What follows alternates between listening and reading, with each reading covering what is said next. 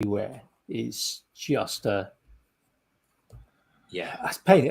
I mean, that's why I guess if you're making fine furniture, most people will mill their own. Yeah, you buy something that's thicker and you mill it down.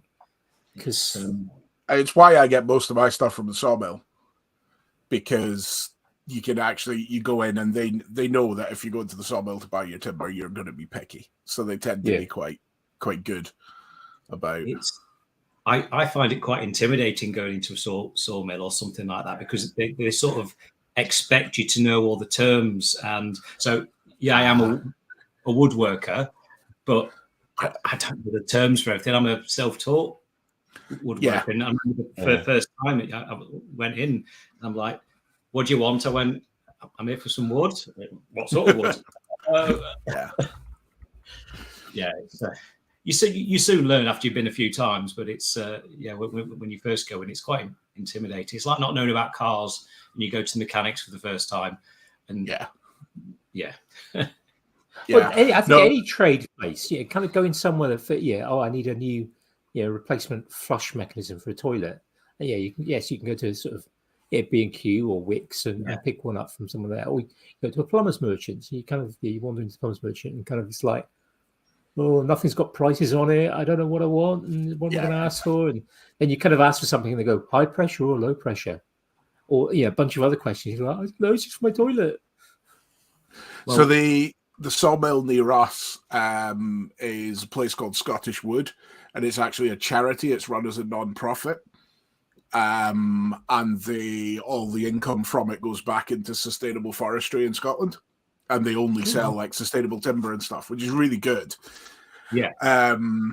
But they have like an offcuts shop, so you can go in and just buy small pieces or whatever, the some slabs or whatever they've got left over. They've then got the full-on sawmill, and you can buy like 4-inch oak slabs or whatever you want, but they've got this kind of entry shop bit. But I suspect that means they're more used to the hobby people going in. So actually, they're really nice. They're quite approachable and stuff. And they're always like, "Oh, what are you making? And what are you going to do with that?" And they're kind of interested, which is good. I love offcut bins. It's the best place to get your stuff from. It's for me, for the type of stuff I do anyway. But it's a gold mine a lot of the time. There's a manufacturer just across the other side of the Forth from us who makes solid wooden staircases. And once a month, they have an offcut sale. Yeah. So there's all these bits of like walnut and oak and mahogany, all these stuff that you wouldn't just normally pick up or whatever. Loads of offcuts. And that's quite a good Friday lunchtime escape from work, is pop over and see what's available. And come back having spent a lot more than you meant to, but having got quite a lot for it. So my wife's a teacher, and this other teacher she works with, he makes a lot of mud kitchens and those sorts of things for the outdoors. Yeah, he knows a joiner, and he gets all his wood from this joiner. Yeah. And he once said to her, if Mark wants some stuff, I'll just bring a load in. So I was expecting like a small little bag full of wood. Literally, a cart was full of long lengths of oak and offcuts and all sorts. Yeah. And we're talking like 5 years ago, and I've still got I haven't used yet. And I'm like, I need to find out who this guy is and go and make friends with him. But no, I mean, one of the things I've been trying to do recently is only use either recycled stuff or stuff that is local and sustainable and all of that. Because I had this moment where I'm like, I make for fun. Like, I've got a business name and I sell some bits and pieces, but it's not my main gig. It's not my, it's for fun. And I was like, it's a bit ridiculous that I'm having bits of exotic wood flown halfway around the planet for me to just muck around with in my workshop. I'm not sure I can really justify that. So it's been quite a good experiment to go and see what I can find locally, and it's interesting. Yeah, I'm the same. As much as I can, I try and use recycled stuff. And obviously, working at B&Q, we get quite a lot of offcuts or stuff to go in the scrap or stuff that can't be sold for whatever reason. And I'm just lucky enough to keep my eye on it all the time, and I quite often get first dibs. So I'm quite pleased about it. It has its perks. So in my workshop, I've got this proper laminate worktop. It's only about 12 mil thick, but to buy a length of it for a kitchen, you're talking like 450 quid. But it came back because it was slightly damaged. I got it for 20 quid. And I'm like, I'll have that. It's it's a bonus. Who was marking up the prices? Well, that's that. I don't know.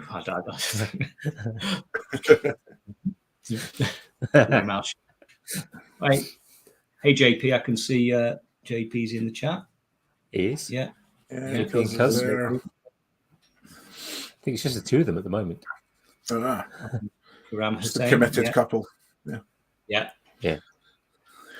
It's the audio. It's the audio audience we go for, really. Yeah. We just think of the live audience, just the cheering squad.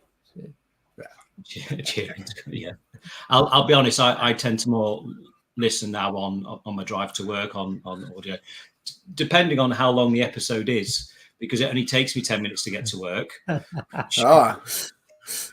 So I'm guessing Jesse Wader's episode took several weeks of. Yeah, so 7 minutes there, 7 minutes back, so 14 minutes, maybe 20 minutes a day listening. Yeah. My office is now 3 meters from my back door of my house, so the opportunity to listen on the commute is pretty minimal. That's not, doesn't work so well. No. I'm in my office, so this is, it's not even 3 meters from the house; it is in the house. Yeah. I guess technically it's behind me. Yeah, this is kind of dialing table. Yeah, there's a fair few books there behind you. Yeah, that's just a selection. Yeah, that's not the entirety. No. Very book. We're a book friendly house. I hate to think how many we have. I know my personal collection of books is probably a lot less than it was. Yeah. Because I've certainly thinned it down over the years. Mostly under duress, but it has been thinned down. But then I've bought 3 books in the last 3 days. 2 on wood turning. One on the digital cutting machines. You're properly falling down the wood turning rabbit hole, Andy, aren't you? Yeah, I got yeah. I haven't got the lathe yet either. Yeah, that's kind of on its way. Nice. So JP says, it's actually wallpaper that looks like a bookshelf. That's it could be, or it's actually a secret compartment. Yeah. Or you could have a green screen behind you, and it could just be. I am in the Matrix. Yeah, I am in the Matrix. Yeah. Mark, I had a question from having a look at your YouTube channel. Okay. You've been doing some stuff with doing research now. When are we? Fake Jamie's doing research. Yeah, I've got real Jamie out of a job. Yeah, well, no, I was interested to see that you've been doing some stuff with shorts on YouTube, and I kind of wanted to get your take on shorts, because I really struggle with shorts. Like, I don't watch them, and I've kind of, there's lots of people be going, oh, you need to start doing shorts, and I'm like I reluctantly started doing some reels on Instagram because it would grow it, and I didn't really want to. But I was just intrigued as to your experience of doing shorts in the maker world on there. What's that been like? It started when I started doing reels, and when you first started doing reels, you can only do 15 seconds. Yeah. So I started this thing of doing 15-second tips. So some of the stuff I'd learned when I first started woodworking, I tried to get into 15 seconds. You don't know how hard that is to get a whole tip. Yeah. And some of those did really well on reels. So then when I found TikTok, I put some on TikTok, and they did just as well on TikTok. So then I did the same on shorts. And again, that's where I've got the majority of the followers from, is from those shorts. But they're not good followers, if that makes sense. So basically, they follow, never do anything ever again. They don't interact with the account. They don't do anything else. So a lot of people have a main YouTube account and a shorts account. I can't bother to have one more account. I'll just keep doing it the way I'm doing it. But so are you are you predominantly making content specifically for shorts, or are you No. repurposing longer content? No, I purposely set out to film content to make a full-length YouTube video. Yeah. By the time I start editing and get halfway through and realize how much work I'm putting into it, I then make a few shorts. The shorts do really well, and I think I can't be bothered to carry on with doing the rest of the video. Yeah. To be brutally honest, so yeah, I don't make money from YouTube. I make the shorts, I make the videos because I actually enjoy editing and doing it and whatnot. So it's just for the fun. Cool. Yeah, JP puts that subs go up, but they don't do much. Yeah. And to get monetized with shorts, you need 10 million views within, I think it's like 30 days, or is it 90 days? I can't remember. Yeah, they don't count towards your viewing hours for monetization and things like that. They do separately. They do now, but it needs to be 10 million. So it's just recently changed. So it's still the 1,000 followers, 4,000 hours. Yeah. Or it's 1,000 followers and 10 million shorts views over 30 days. Yeah. So it's a hard slog. Yeah. And I've got quite a fair amount of views on YouTube, but it's only from a very few controversial videos I made. And when I say controversial, I made a video of Japanese pool saws. I shaved the very centimeter off the very beginning of it because I'd seen who had I seen doing it. Paul Sellers doing it not on a Japanese pool saw, but on a I can't remember which saw it was, and also Bourbon Moth doing the same. So I thought I'll just do that. I got so much hate. I got so much hate from it, and obviously because you get the hate, more people see it. So it was just like one of the snowball effect things. So it's that's how you get the views. You just have to be controversial or do something that people don't like. That's the frustrating thing, isn't it? Yeah. You can make something fantastic. You can do something brilliant, and 20 people watch it. You do something stupid, and all of a sudden you're viral. Yeah. And some people deliberately do that, and to kind of get that gain in views. Yeah, be controversial. Put something out there that is kind of a little bit on the iffy. And I guess the people who do this sort of dangerous stuff, people like backyard scientists who will kind of do absolutely nuts things because it will garner attention. Yeah. And that brings in the views and that brings in the money. I didn't set out to do those things to annoy people. I just didn't realize the managed to annoy them all by yourself. Yeah. What was the other one I did? It was a really simple tip I'd seen about orbital sander putting 2 dowels in to easily line up the holes on the sander. Really stupid. Yeah. You must be blind if you need to put dowels in and you can't line the holes up. And I was like, oh my God. Like, it's a bit of fun. I hope there's no Americans watching, but it's mostly Americans you get the hate from. If I'm being honest, we do have a hobby that has more than its fair share of gatekeepers who will tell you there's a right way of doing it, there's a wrong way of doing it, and the wrong way is anything other than what they were taught 30 years ago. It's. I mean, there is a lot of controversial stuff, isn't it? And some of it is perhaps based on things that are maybe centuries out of date. Yeah, it's like I mean, the classic one is what do you do with a plane? When you finish with your plane, where do you put it? Do you put it on its side, or do you put it on its flat?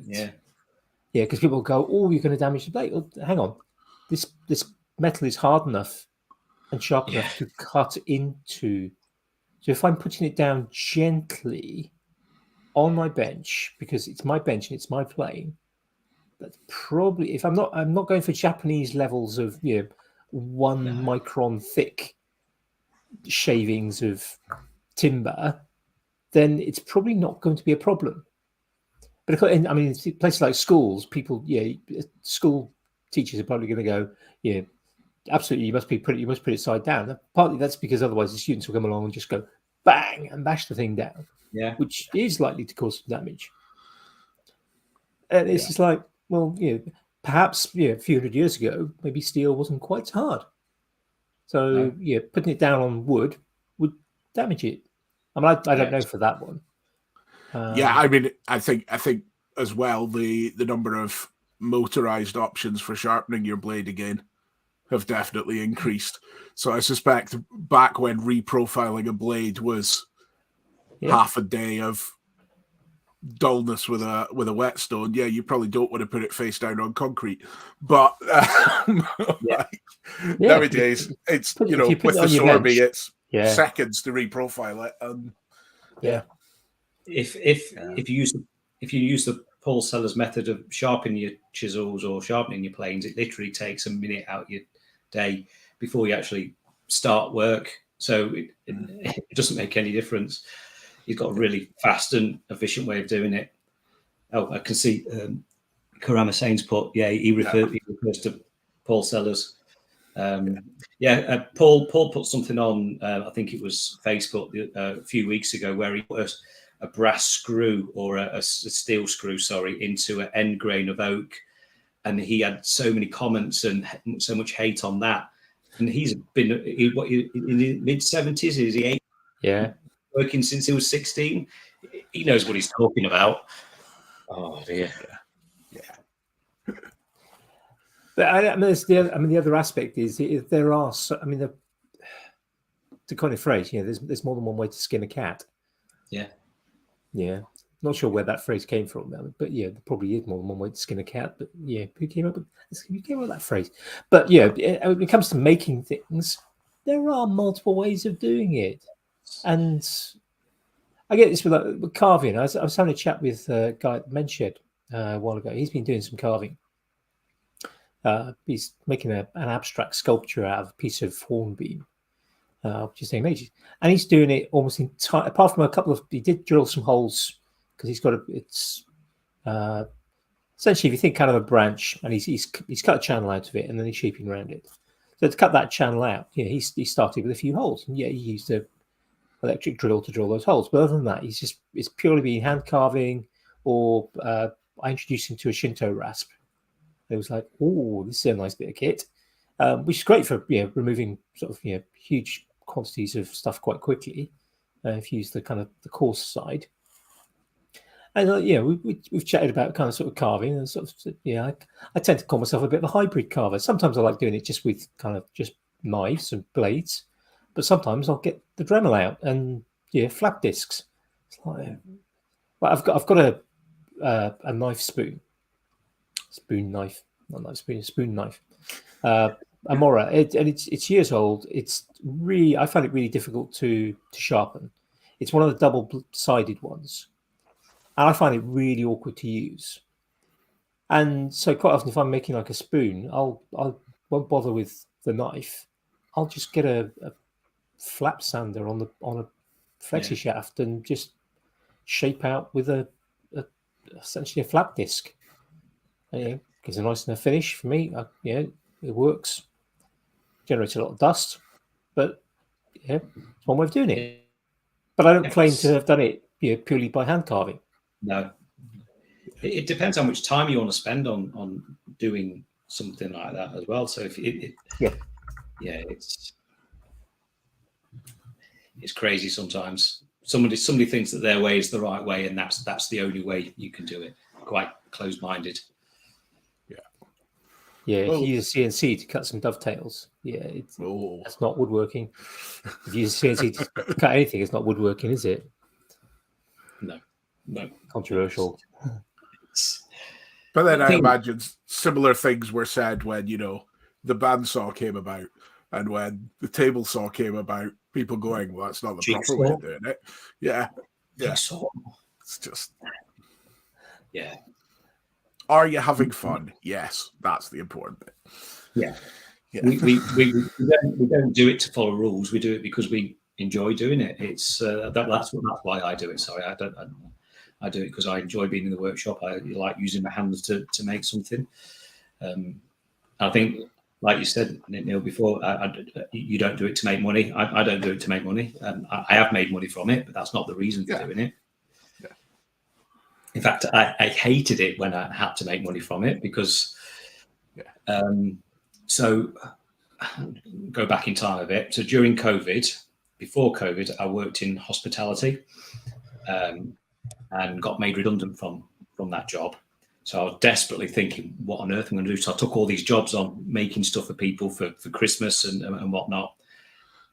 3 days after being made redundant, I got a job at B&Q working full time. I had no time to fulfill all these orders I'd taken. It was, so I had to ask if I could just do like 4 days until after Christmas, and so I had an extra day where I could just get in and get all this stuff made. I was working right up to Christmas Eve to get the final order out, and I'm like, I don't ever do that again. It's I just want to make stuff for making purposes. Yeah, I've kind of moved to the point where, other than a few customers who do like wholesale purchases from me and want like 50 of something, I don't do commissions anymore. I would rather make something, and when I'm finished with it, I'll put it up for sale.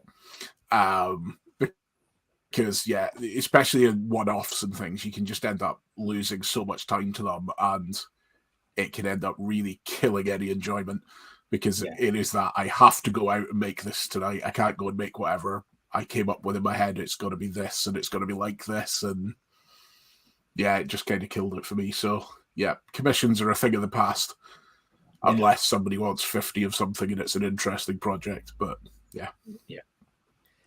so sorry, I've got 2 commissions I'm doing, and I'm only doing them because it was something I wanted to make anyway. And that's the thing. If you're interested, great, but making it for the sake of making some money, unless you need it as a job, it kills it. And they're in no rush, which is always perfect for me, because I don't like working to a deadline when I'm making something, because something always comes up. If I've got a deadline, I've got to do an extra day at work, or my son's off ill or something, and I'm like, no, deadlines aren't for me. When it comes to something I enjoy doing anyway. It's last commission I had, it was a case of, can you make this thing? That shouldn't be a problem. Can you do it by 8:30 tomorrow morning? And this was like 4:30 in the afternoon. I did get one of those 2 weeks ago, and I actually did it.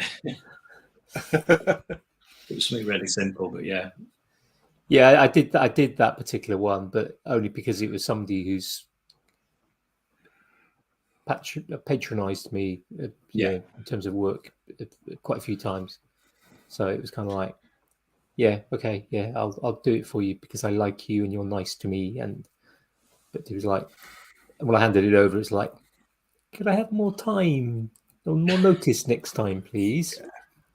It's one thing to choose to do it either because it's somebody you like or it's a thing you want to do. It's when you find yourself in the situation of, I can't say no to this because I need the income. That's the point where it's just a bit, So no, I've set myself the lofty goal that I'd quite like my hobby to fund itself. That's kind of the entire ambition. If I can break even, great. that's the aim. But pretty much every penny I've made from selling something has gone back into the workshop in some way. That's just the way it is. What was I just going to say? I've worked in a slightly different approach on mine. Most of my tools have generally come from there's sort of the odd things which are like birthday presents and presents to myself, but a lot of my tools have come to me because if I do it and buy this tool, I make this thing that we need in the house, then I've got the tool. And I've saved money overpaying the contractors, which down here in the southeast, contractors are good ones are difficult to find. Good ones that you can afford are even harder to find. There are stacks of cowboys and there's stacks of rip-off merchants around. So a lot of my tools have always just come from mitre saw, things like that. Just came from need to make something. I need to put a wall in, so I need to or put a floor down. I could cut it by hand, but actually, if I use a mitre saw, then putting that floor is going to be a lot quicker, and it's going to save me that kind of sort of money. And generally, birthday money for me is always kind of yeah, probably the majority of the birthday money I've had for the last 20 years, 25 years has gone into tools or books. It's quite an addiction, isn't it? Tools and books, yeah. Pretty much. I could stop at any time, honestly. Yeah. Would you like to buy a new tool? Yeah, what you got? Yeah. Actually, I sold a tool this week. This is going to be one of my attention grabbers. I sold my table saw because I'm making room for another tool, which has been mentioned previously. Yeah. But I did get a new tool this week, but I still haven't opened it yet. Sorry, George. Yeah, that'd be the Dremel that I won in George Davies giveaway. Oh, did you win? For last? Yeah. I was because he was giving away too, so I got the corded one, I think. Yeah, it's still stuck there. It's still stuck and it's wrapping down on the floor next to me. 4250? Something Yeah, like that. that seems to ring a bell. Yeah. The 4250 is the main one I've got. It's nice. It's good. I've got to the ridiculous point where there's one above each of my workbenches in the workshop. So with a flex shaft, they're just kind of hanging on a screw above with the flex shaft hanging down so that I can do stuff and then chuck it up out the way. But 4250s. It's easier, isn't it? If you got one there with one thing on, one there with another thing on. Yeah. See, now it makes me think now, because this is my first Dremel. Not my first. I've had Dremel bits, but I've never had a Dremel rotary tool before. Yeah. So my first one was I inherited from my dad, Black & Decker Wizard. Oh. Yeah, which is interesting. Interesting with that, the collet sizes were different. I struggled to get because I wanted a chuck, one of the little 3-jaw chucks, because I find them useful. Couldn't get one from Dremel, the right size to fit the Wizard. Now, this is going back a bit. That started playing up, the speed switch started playing up. So I then managed to salvage from the school I was working at a Performance Pro with a flex shaft, but the flex shaft didn't last very long. It was already broken. I kind of fixed it enough to use it for a while, but then that kind of died. Flex shaft broke in two. But so then I bought essentially a die grinder, but not one of the big kind of Makita style die grinders, just sort of a Amazon special sort of die grinder with a flex shaft, which is what I've still got, and was great once I actually dismantled the flex shaft, completely re-greased everything properly with suitable grease, so that I wasn't getting third-degree burns every time the flex shaft touched any bare skin. Yeah. You are supposed to re-grease them very regularly. Yeah, well, this one didn't come with any greasing at all. It was like, this was from new. It was, why does this get so hot? Why can't I touch this? And there was no instructions with it. Yeah, classic kind of, Why is it now stuck to my fingers? Yeah. Swear I used to have fingerprints. Yeah. It was a classic kind of obscure brand name, if it's brand name at all, type thing from Amazon. Yeah, it was 35 quid, including the flex shaft plus a pile of tools. But so that's what you get for buying cheap. Yeah. So I'm hoping the 4250 will be a nice little upgrade. Well, I've had the 4250 that's above my main bench. I've had for longer than any previous similar tool lasted. So I'm reasonably happy. My only gripe, and I probably shouldn't say this with, Dremel ambassadors on the call, but my only gripe is I don't know if they still do this because I haven't bought one in a while, but the process for replacing the brushes on the motor. In the US, you need a flathead screwdriver and you unscrew a thing and you can get to the brush. The version I've got in the UK, you basically have to dismantle the entire thing, and apparently there's something to do with it. And it's I think it's one of these that it was to do with EU regulations at the time as to what they were allowed to have access to and things like that. But it was one of those where I went on. I just needed new brushes just because of time used, kind of thing.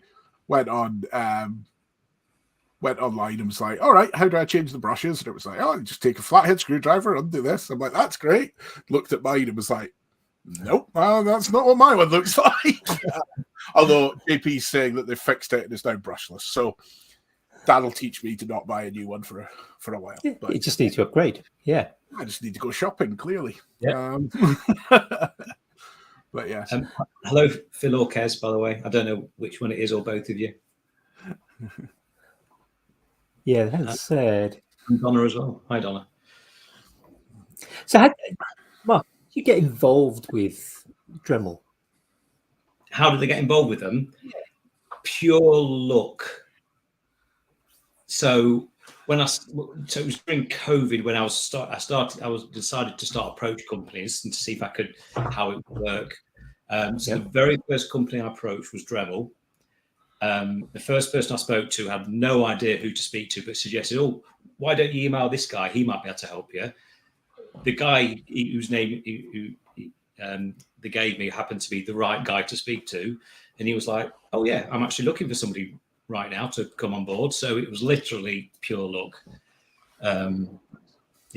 But not pure luck, because you took the action of contacting, reaching out to the company. Yeah. So there was a bit of creating my own destiny or whatever it is in there, but I just happened to do it at the right time. Nice. And then every other company I approached after that never even responded.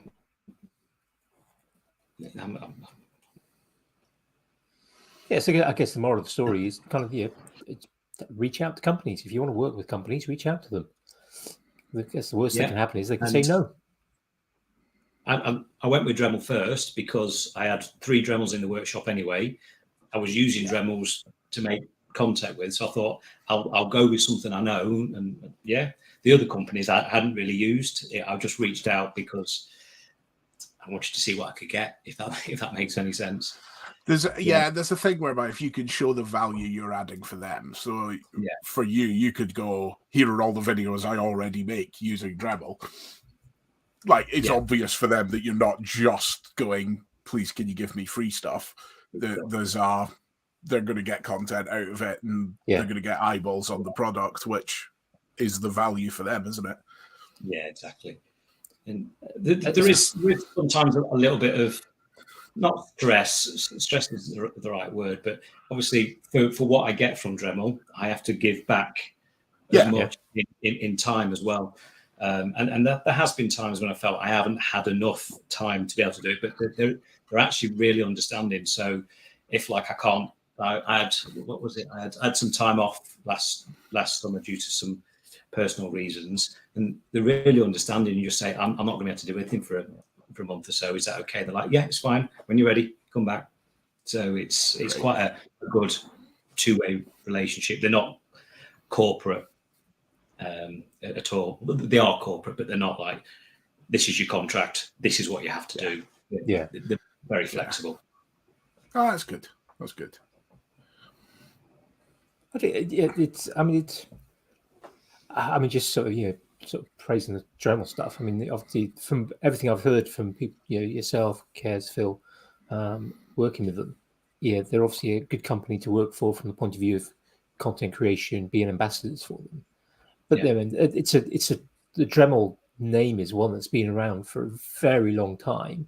Yeah, they've made advancements. They've not just kind of sat back on their sort of, yes, we make a rotary tool, no one else. Dremel has become the Hoover. People now say Dyson rather than Hoover. I don't know, maybe I'm showing my age. The Kleenex. They've become kind of synonymous with rotary tools. Somebody's more likely to say Dremel than rotary tool, even if it's not actually a Dremel tool. It has become that. Fun fact: I'm not allowed to talk about Dremels at work. I'm not allowed to because interesting. Because B&Q have a relationship with Dremel, and I have a relationship with Dremel. I've had to do a conduct thing where I've had to express the fact that I've got this thing. It was quite an awkward conversation the first time I had it. Like, how do you go to your manager and say, I need to tell you, I make videos on YouTube and Instagram, and I'm like, what? You do what? So I'm not allowed to openly go to people and try and sell them a Dremel. But if somebody comes in and goes, I need a Dremel, I'm guessing you're probably the best person to talk to. I have to sort of ask permission if I'm allowed to do it, if that makes sense. So I have to say, I'm all right to go and talk to this customer. And normally they don't say no. They'd be like, yeah, go on then. But I have to try and be impartial as well and not try and say, yes, you need to go and buy a Dremel. Yeah. It's odd. Yeah. I think that impartiality is important. I think if for anyone working in kind of that environment anyway, but also kind of respecting people's knowledge and what they want. I can remember many years ago, several decades ago, being in an outdoor shop in Hereford.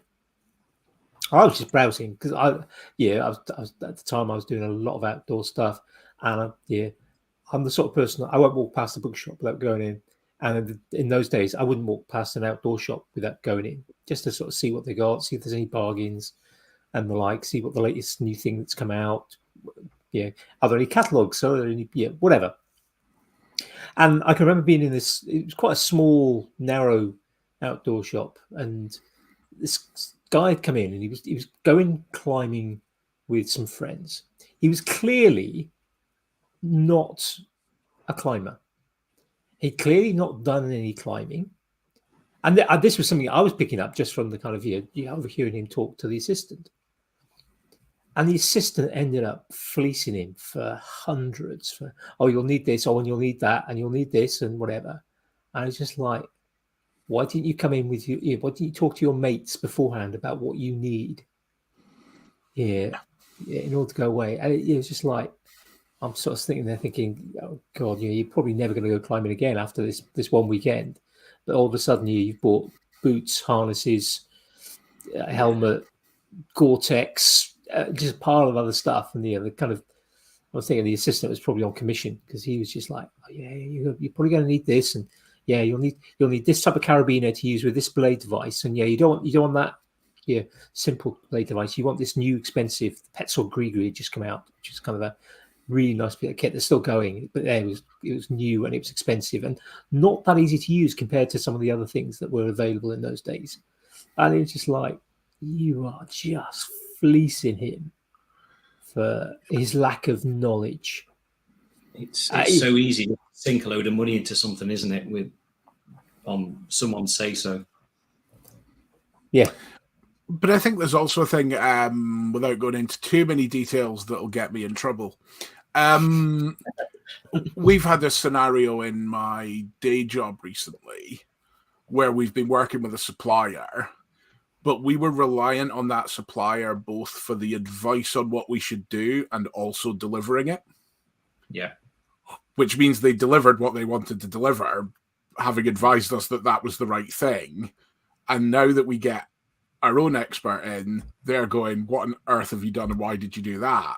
And it's that problem of if you get the advice from the same person who's selling you it, you don't go into a Ford garage and have them go, you should really buy a Volkswagen, do you? Like, they're going to tell you the Ford is the right product. And I think there's as you say, he should have checked with his mates about what he actually needed. Because if you go and ask the salesman what you should buy, the answer will be the most expensive and everything. But yeah. But that's it. But there's an element there. That's what. For me, it's the integrity or lack of. Well, I've been in. Thinking outdoor shops. I've been into outdoor shops, and they've kind of gone. They ask you what you're going to do, where you're going to go. And it's like, you don't want to buy this thing. This one will do for you for the moment. Just this will do. Yeah. or just saying, oh yeah, you probably don't need a Himalaya level of sleeping bag. You're going camping in Dartmoor in the summer. Yeah, you probably get away with a sleeping bag that's going to cost you 50 quid, and not one that's going to cost you £800 because it's got 5 inches of Russian down in it. And is Russian down an actual thing, or have you just made it up? No, a lot of down came from Russia. Yeah, I don't know. It's a school day. Yeah. No, it used to be.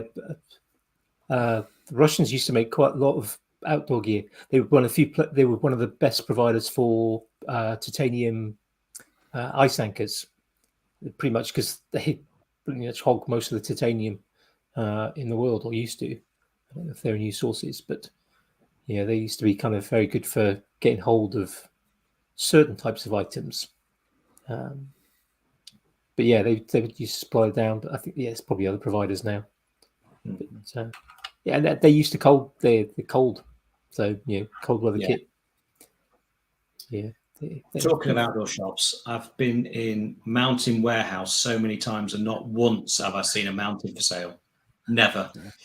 Yeah, I mean it's just it's sloppy. But I think if you look carefully, you'll find a little card in the window somewhere, because they're just too difficult to kind of stock in every shop. Just not enough to go around. So there's a little card, normally secondhand mountain. I'd love to have your mountain. My brain's automatically going to Spinal Tap, Stonehenge. So if you go into Mount Warehouse and buy a mountain, and it comes out this size. Not quite as advertised. People do that sort of stuff on Facebook Marketplace, don't they? A picture of something that they're selling. A car's an extreme example, but it could be a picture of a car, and you actually just get the picture of the car, or it's no, somebody what was it? Just a couple of weeks ago, somebody was telling me about a situation. Somebody had paid on eBay or Facebook Marketplace something like $8,500 for this vintage Ford Transit in a particular color, weren't many of, and it arrived. It wasn't a dinky toy, was it? It was a dinky, but they'd been photographed with forced perspective, so it looked like. And so no rules have been broken. This guy bidded on it and pushed, the price had gone up, but really wanted it. And I suspect probably there were probably people in on the scam who also then pushed the bidding up. And then he got what he paid for, which was an $8,500 model car. I don't think I'd ever buy anything that expensive unless I could see it with my eyes. Yeah, it'd have to be cash on collection. Unless I got it for £1 or something like that. Mummy egg. You will be gutted. Oh, I had funny games a while back. When I bought my DSLR, I bought it secondhand off eBay. And there was one that was up for sale. I bid on it. I was outbid. Somebody else went on to win it. I went and bid on another one and won that one. And then I get an email from eBay going, you are now the winner of this first item because the winner is pulled out. So automatically this goes to you. We've withdrawn the funds. So I found that I'd suddenly bought two, because it automatically defaulted to the second person. I was like, whoa, no. I lost out on that bidding. So I went and bought a different one. I had no thing, but they had it that this, it was just put through as you're now the winner of this item. So I emailed the seller and she was absolutely fine about it. She was like, completely understand, that's not a problem, whatever. But some moment of if I somehow just bought two cameras by accident here, because that was not the intention. No, it's not like you can use two cameras at the same time, can you? I definitely couldn't afford the two of them either. Pushing the budget. Yeah, I would argue you can have two cameras for use at the same time. Having done a couple of weddings, having one with a wide angle zoom on and another camera with a telephoto on, one on each shoulder just makes so much easier to kind of get the right get good photographs. Sorry, can you just hold that? Can you just hold that kiss for a moment while I get out the other lens out, because this one's not going to be good enough. No. But budget-wise, that was not an option. So yeah. But I think now the opportunity for people to kind of get good advice is so much better than it was, and I'd like to think, but I don't know how pervasive it is, but I'd like to think more people now kind of go, right, I want to get into woodworking. I know I need to get some tools. I'm going to do some research first, rather than just turning up to wood tool supply store of some name. I won't, obviously we know plenty of names, but I wouldn't want to associate what I'm saying with any particular stores who are probably very honest and show integrity. But turn up to some place and kind of go, I'm getting into woodworking. What do I need? Well, you're going to need this Laguna bandsaw, and you're going to need this. You may as well stay with Laguna, because it's better to have all the same name. And you're going to need for the machinery, but Laguna bandsaw and a table saw to go with that, and good thicknesser. You could have a separate planer thicknesser, but if you've got the space, you could have a combined planer thicknesser rather. But if you've got the space, have the separate tools, because it'll be much easier for you. And you want some hand sort of battery drills as well, type tools. Yes, you can get the DeWalt ones, but they're really meant for the trades. You as a woodworker, you probably want to go Festool, because they're much more refined. And all of a sudden somebody's walking out with a 15K bill. I always suggest to people to buy the cheapest until they know how to use it. That's that. I love I bought my first tools mostly from Aldi or Lidl, or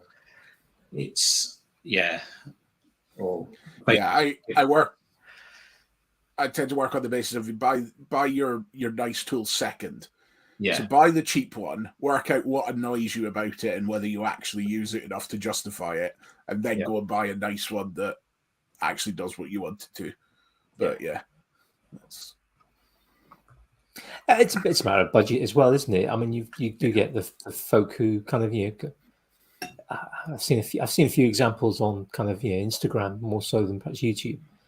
Folk who have a plentiful supply of cash. You can kind of walk into Axminster and kind of go, one of those.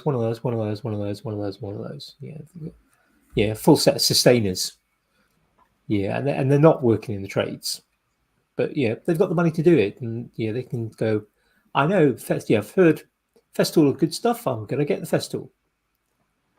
I'm kind of hoping if I mention Festool enough that they might sponsor us, but they might be watching. They might be. Not if you keep using them as an example of the very expensive version you don't need. But they last a long time and they've got good warranties. Yeah. Oh, there we go. Yeah. And the green. Are they green? Yellowy green, lime green. Black and green. Yeah, black and green. Hi, Donna, by the way. Yeah, lime green. Lime green's Ryobi, isn't it? Oh, Ryobi. I'm thinking Ryobi, yeah. You should know that. B&Q sell Ryobi. We sell that. That's why I had the lime green in my head, because we don't sell Festool. Yeah. I tell you what, B&Q don't sell. What confused me the other day: pin nailers of any kind. Any of the brands they sell, there is not a single pin nailer or nail gun anywhere to be had. They stopped selling them. I don't know the reason why they stopped selling them a few years ago. So something must have happened somewhere. So they stopped selling them. But I was kind of going, they've got pretty much the entire Ryobi range. They'll have the kind of just under £100 pin nailer thing went round. Guy didn't even know what a pin nailer was. So I was like, oh, okay. Fair enough. So B&Q used to have this thing where they had experts who worked there, and the experts were ex-plumbers, ex-electricians. Yeah. But it's not that they don't want people anymore. It's just that they don't get those people coming to jobs anymore, because a lot of these ex-plumbers and ex-electricians are currently busy finding other work, because there's obviously during COVID there's been a shortage of skills that, because everyone's been so busy. So it's a bit of a shame. So we're not allowed to advise on. There's certain aisles that I try not to go down, because you go down them and you get asked questions you don't know the answers to, and there's a bit of an expectation when you work in retail that you know everything about everything that's in the store. So I don't go down plumbing unless I need to. Don't go down electrical. I try not to go around the tool corral, because although I know the answers, I could be stuck there for hours if you answer one question to somebody and then all of a sudden you become the expert to everyone else around. It's I stay in my own little department when I can.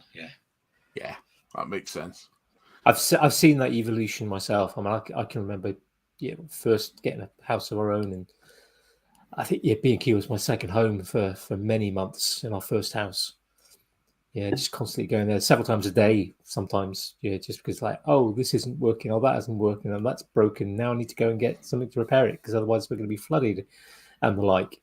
And being able to sort of, generally sort of tap up some of those kind of generally older kind of gentlemen for kind of, some inside knowledge on how to fix a bit of plumbing or something like that. But having seen how that evolution has now gone, there's been a few times over the last few years where kind of somebody's been kind of asking a member of staff for some help and getting nowhere, and it's just you probably want one of those. I suspect there's a liability element as well.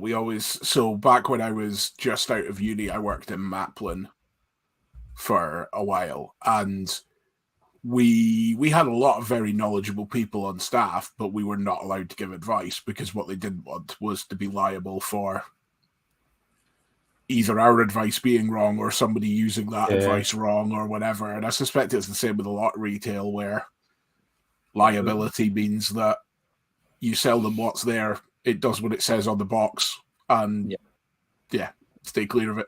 We have to be quite generic in the advice we give. So I work in the kitchen and bathroom department, so I do kitchen designing, bathroom designing, and do that. And a lot of people like to paint their old kitchen doors. So quite often we get asked, what paint can I use for that? Well, we're not really allowed to tell them, because it might not work with the finish that they've got. So we like to say, well, this works on some doors and that works on some doors. But you have to be so careful, because if they go and buy a load of paint and it wrecks it, then it becomes your fault. So really, really careful what you say and who you say it to. I'll tell you something else that B&Q don't sell: small gloves for women. So Ruth Amos, who was on last week, she did a TikTok about a year ago where she was in a B&Q and she was saying, no small gloves for women. It's in a jokey way. It's disgraceful. So I answered this TikTok with I'm going to go and look. So I stitched it. So I looked and I was like, no, you haven't. But then my boss picked up that I'd done a TikTok in work, so I got into trouble for TikTok. And I was like, it was on my break, honest. I was on my break. So I don't do TikToks in work anymore. Yeah, can imagine. Yes. There are these gaps, aren't there? And you think, why isn't the pin nailer sold? Again, there's that element here. Do many people know how to use a pin nailer? Pin nailer is potentially quite a dangerous thing. It may just be as simple as they weren't selling enough to justify holding it. It may be something that simple. It's not, it's not a chop saw. There's less people going to be interested. But frequency buying. How many people buy pin nail? They're quite a specific tool, aren't they? And you can, for most people, for the amount of pin nailing they're going to do, then to be cross-pin hammer and I was asked if we had them today, so we do get asked for them on a regular basis. I'm sure there's a reason. There'll be a good reason somewhere in a head office somewhere. I feel like I want to find out now. That's your challenge for the week. I'm going to email someone tomorrow and find out. So, with the drop in knowledge in retail, and I'm not going to pick on B&Q because, as I say, it applied to Maplin and whatever, where there's not that knowledge in the staff. Do you think that knowledge has been replaced by what's available online? Or is there too much advice online that you don't know? Like, I guess I'm feeling like I'm now at a stage with my making where I can get a rough vibe off watching a video as to whether the person making it knows what they're talking about or not. Yeah. But I think when you first start out, you know, if you were just to type in how to whatever into YouTube, click on the first video, there's nothing to say that that person actually knows what they're talking about, because anybody can make videos. So it's that whole, the beauty and the problem with the internet is anybody can post whatever they want. Yeah. And I guess I find myself wondering whether the knowledge has moved or whether the knowledge is harder to find, even though there's more of it out there. Yeah. I don't know if that even makes sense, but yeah. I think it works both ways, doesn't it? There's either too much knowledge or so, as you say, there's so many videos to choose from. You pick the one they don't know what they're talking about. So Bitov just decided he wanted some attention. He was going to stop. Fourth guest. Yeah. Hello, no licking. So I got distracted there for a second. I've totally lost my train of thought. I think I think you're right, Neil. There is, yes, I think it's lost out of a lot of the stores. Yes, there's a huge. I mean, YouTube is the second biggest search engine in the world now. It is seen as it's a knowledge resource, not just an entertainment resource. It is a knowledge resource. It is a library. It's an education system. It can be.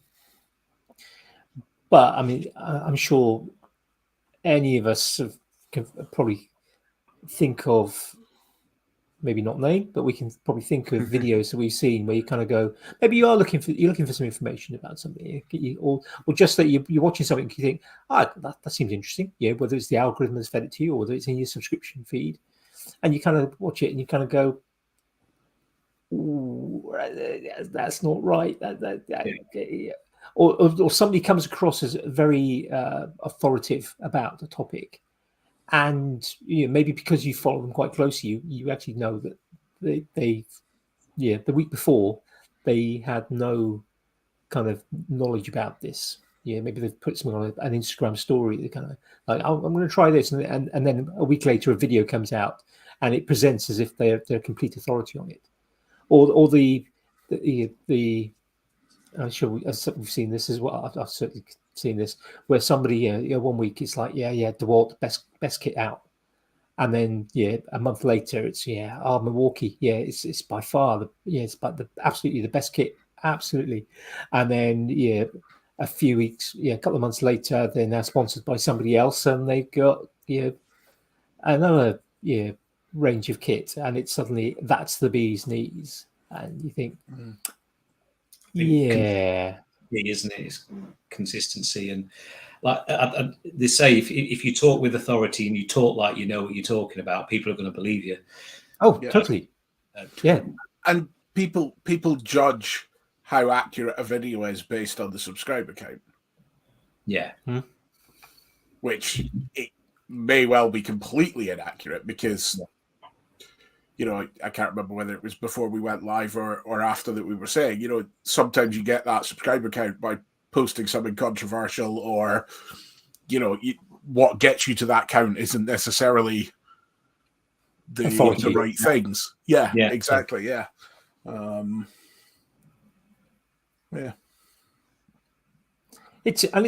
think it's a tricky one as well if you are a content creator to kind of. I think there are people, perhaps those who are just intent on climbing the ladder, aren't that concerned about personal integrity, and will maybe push their apparent authority about a topic. And then there are folk who will kind of try and, I don't want to be liable for anyone else's mistakes. Therefore, I'm almost not going to give any advice. And I think particularly in the making kind of world where, there are plenty of people who just it's me doing it. Sometimes they don't speak, sometimes they do speak and say, this is how I've done it. Yeah. There are a few people who will go and say, this is the way I've done it. I know there are other ways of doing it. I could use this tool, but I don't have one, so I'm going to use this tool instead. Yeah. And so there are folk who will kind of, sort of take that sort of step of kind of going, I don't want to be liable or present myself as being too much of an authority, but I am wanting to show how I've done it. Yeah, and especially in a world where you can have ChatGPT write you a video script. Yeah. I mean, you don't even have to do any of the research. I'm holding my hands up because I've been experimenting with ChatGPT over the last few days just to see what it can do. So, sorry to interrupt you, but while it's in my head, I've got to say it. So, I turned one of my own videos. So I got the transcript of one of my own videos that I did, one of my long form ones, and ChatGPT turned it into a blog post for me. Yeah, and it made it sound like I'd written it in a way. So I kept amending it and kept changing. Or can you add a little bit more humor? Can you change that Americanism into more English? And when it finished, it took me 5 to 10 minutes to write 1,000-word. Well, I didn't write it. ChatGPT did.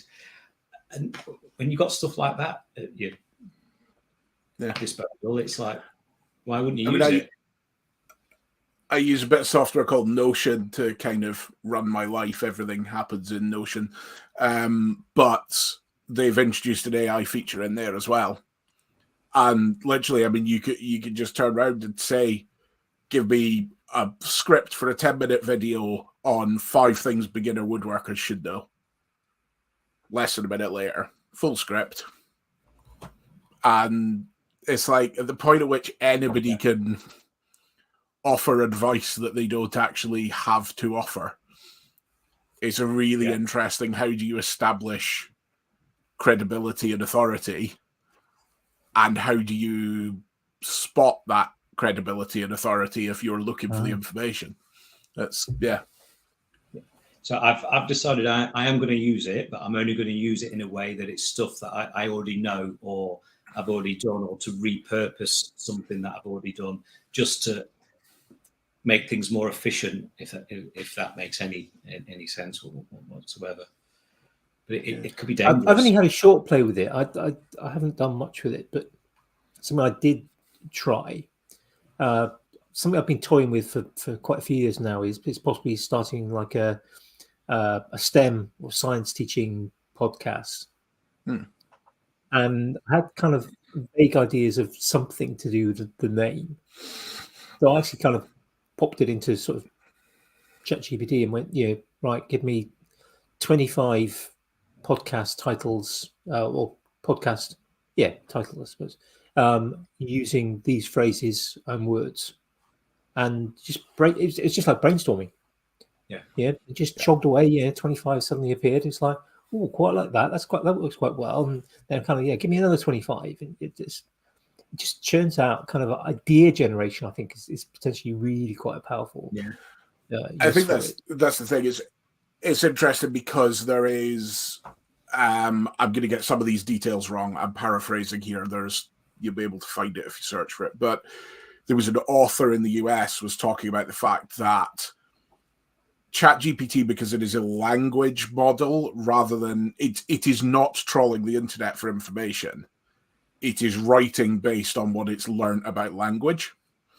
So if it presents you something as a fact, it might not be. Yeah. And she was talking about the fact that actually there were pieces coming out, there were articles coming out quoting the source of a paper that she'd written, and she'd never written a paper titled that. And she was like, I can see how that is a thing that I might have said and could therefore be attributed, but it's not finding actual sources. It's going, this is the kind of thing that would be said in a paper that might be called this, which is likely to be written by this person. And so it's really interesting that when you get into, I mean, for ideation stuff, for come up with some names for something or whatever, yeah, it's absolutely brilliant. But I think people don't quite realize the limitation of its ability to go and troll the internet for actual facts. Yeah. And they're releasing a paid version, which I'm sure will be able to do an awful lot of that stuff. But you can get plugins for it. So like anything these days, plugin. So there's a plugin for it that can connect it to the internet, so it can search. I'm still dubious about how it all works and data protection of my own, and so I'm still being really careful with it.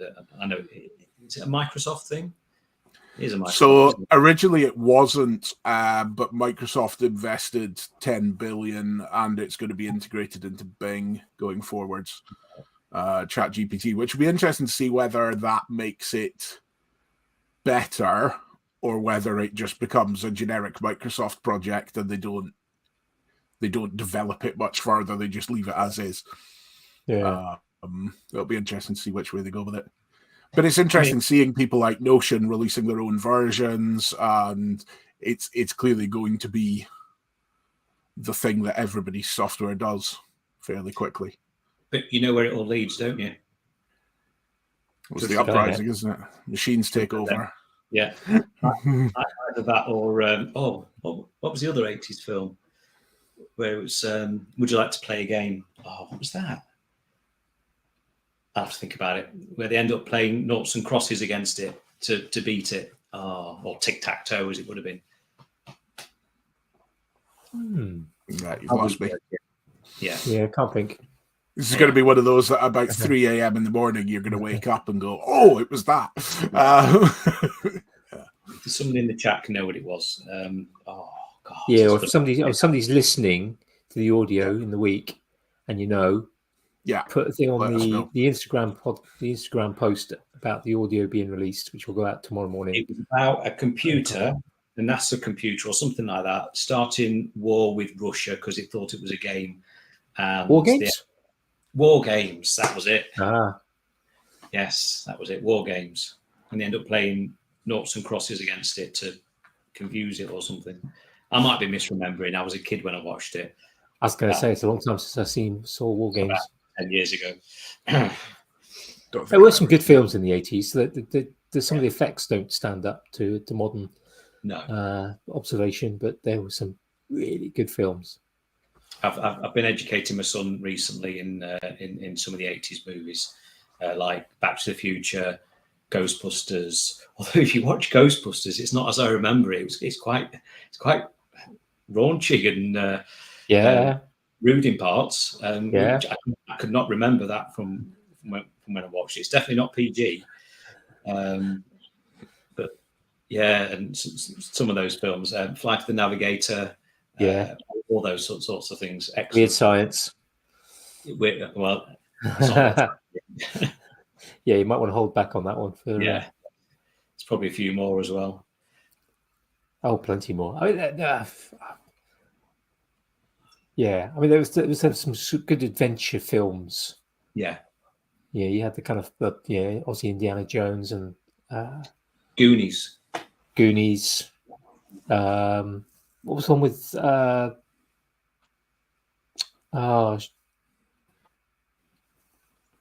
it's got his name, Michael Douglas, Running Around the Jungle. That was quite a good one. Yeah, I can't remember the name of it.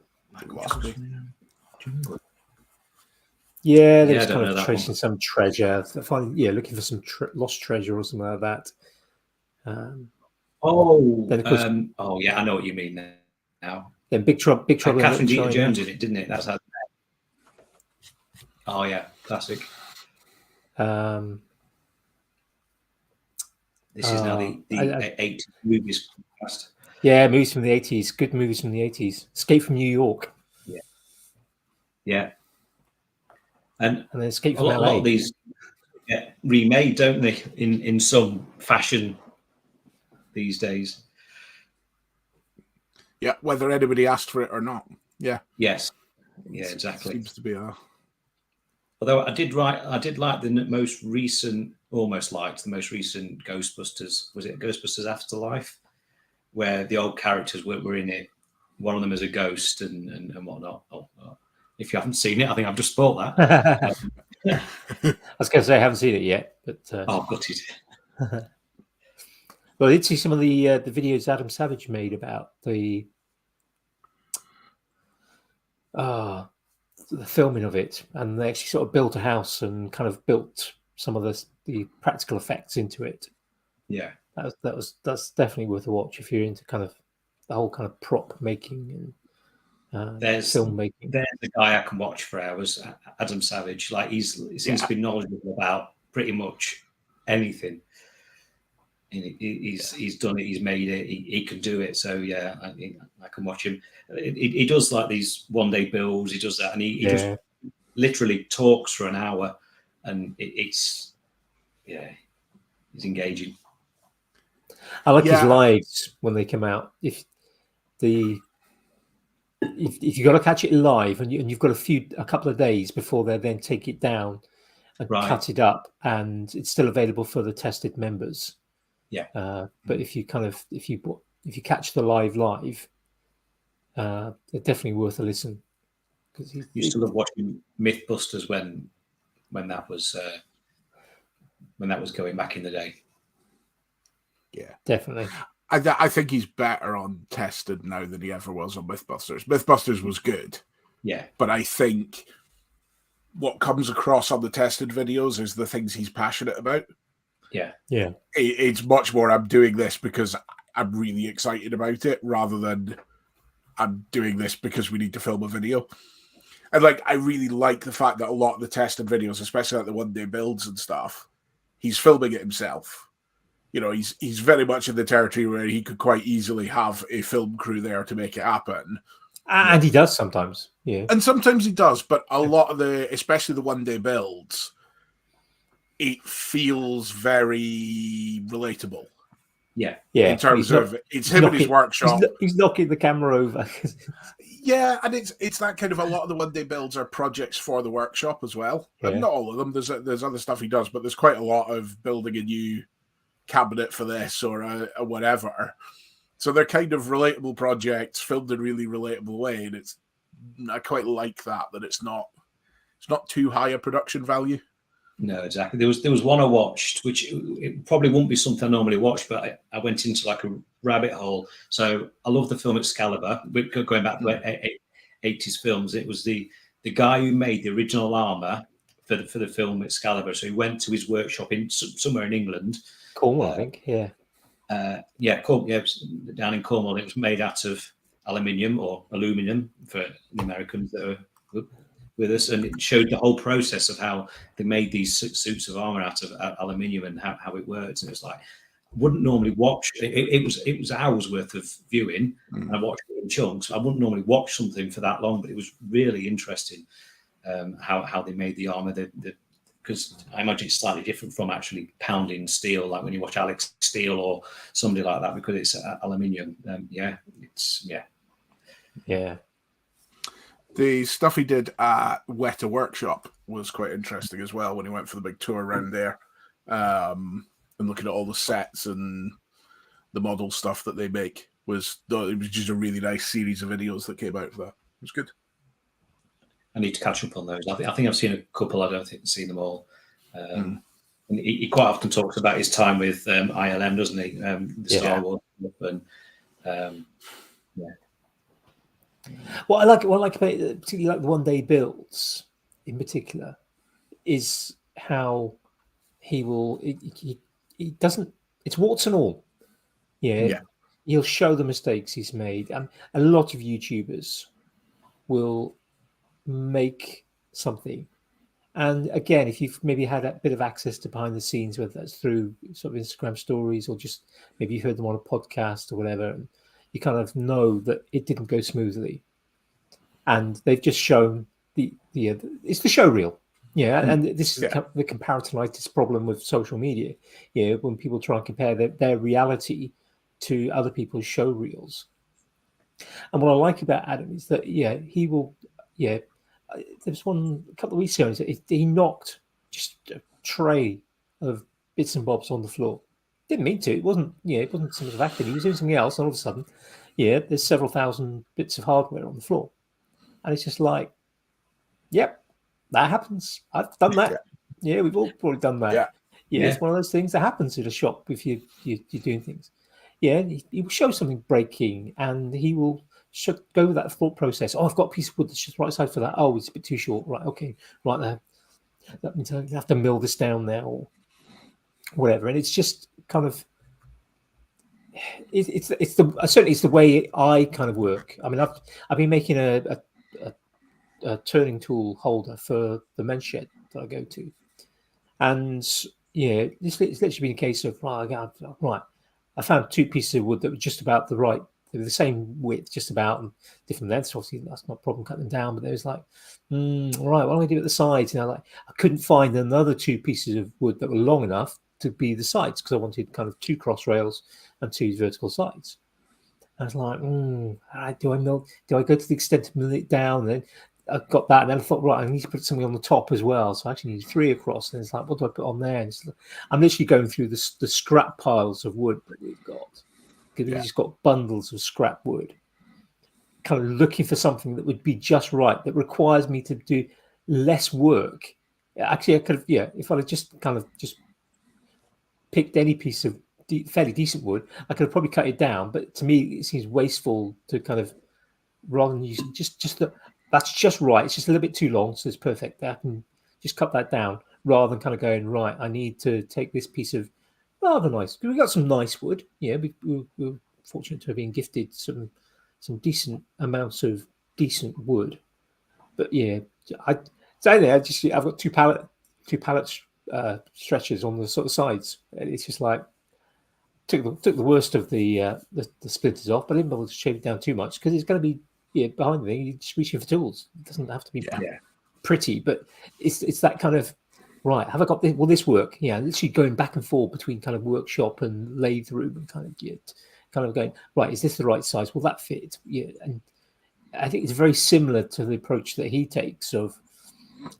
Yeah, I could measure it, but then I could also just try putting it up against the thing and just mark it on there. And oh no, it didn't work this time. Oh, that split. Therefore, I need to now just do something else instead. It's kind of real. Yeah. I think anything that makes it real, show the mistakes, warts and all. But I think also maybe as a new content creator, it might be quite scary to show your mistakes because that's where you might get the trolls coming saying, "Oh, but you call yourself a woodworker and you've put that length of wood slightly too short or whatever it happens to be." I left one of the Facebook woodworking groups a couple of months ago because I was just fed up of seeing people somebody would put something up and they're new to it, they're trying something out, and there'd be some really supportive comments and there's some great people. Then you'd get other people, or quite often there'd be somebody would not necessarily put up their own work, but they'd put up something that they'd spotted or seen and kind of ask advice for it. And there'd be a pile of people just launching in to just give abuse, basically.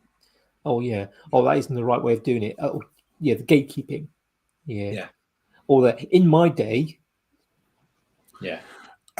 My favorite negative comment on one of my YouTube videos.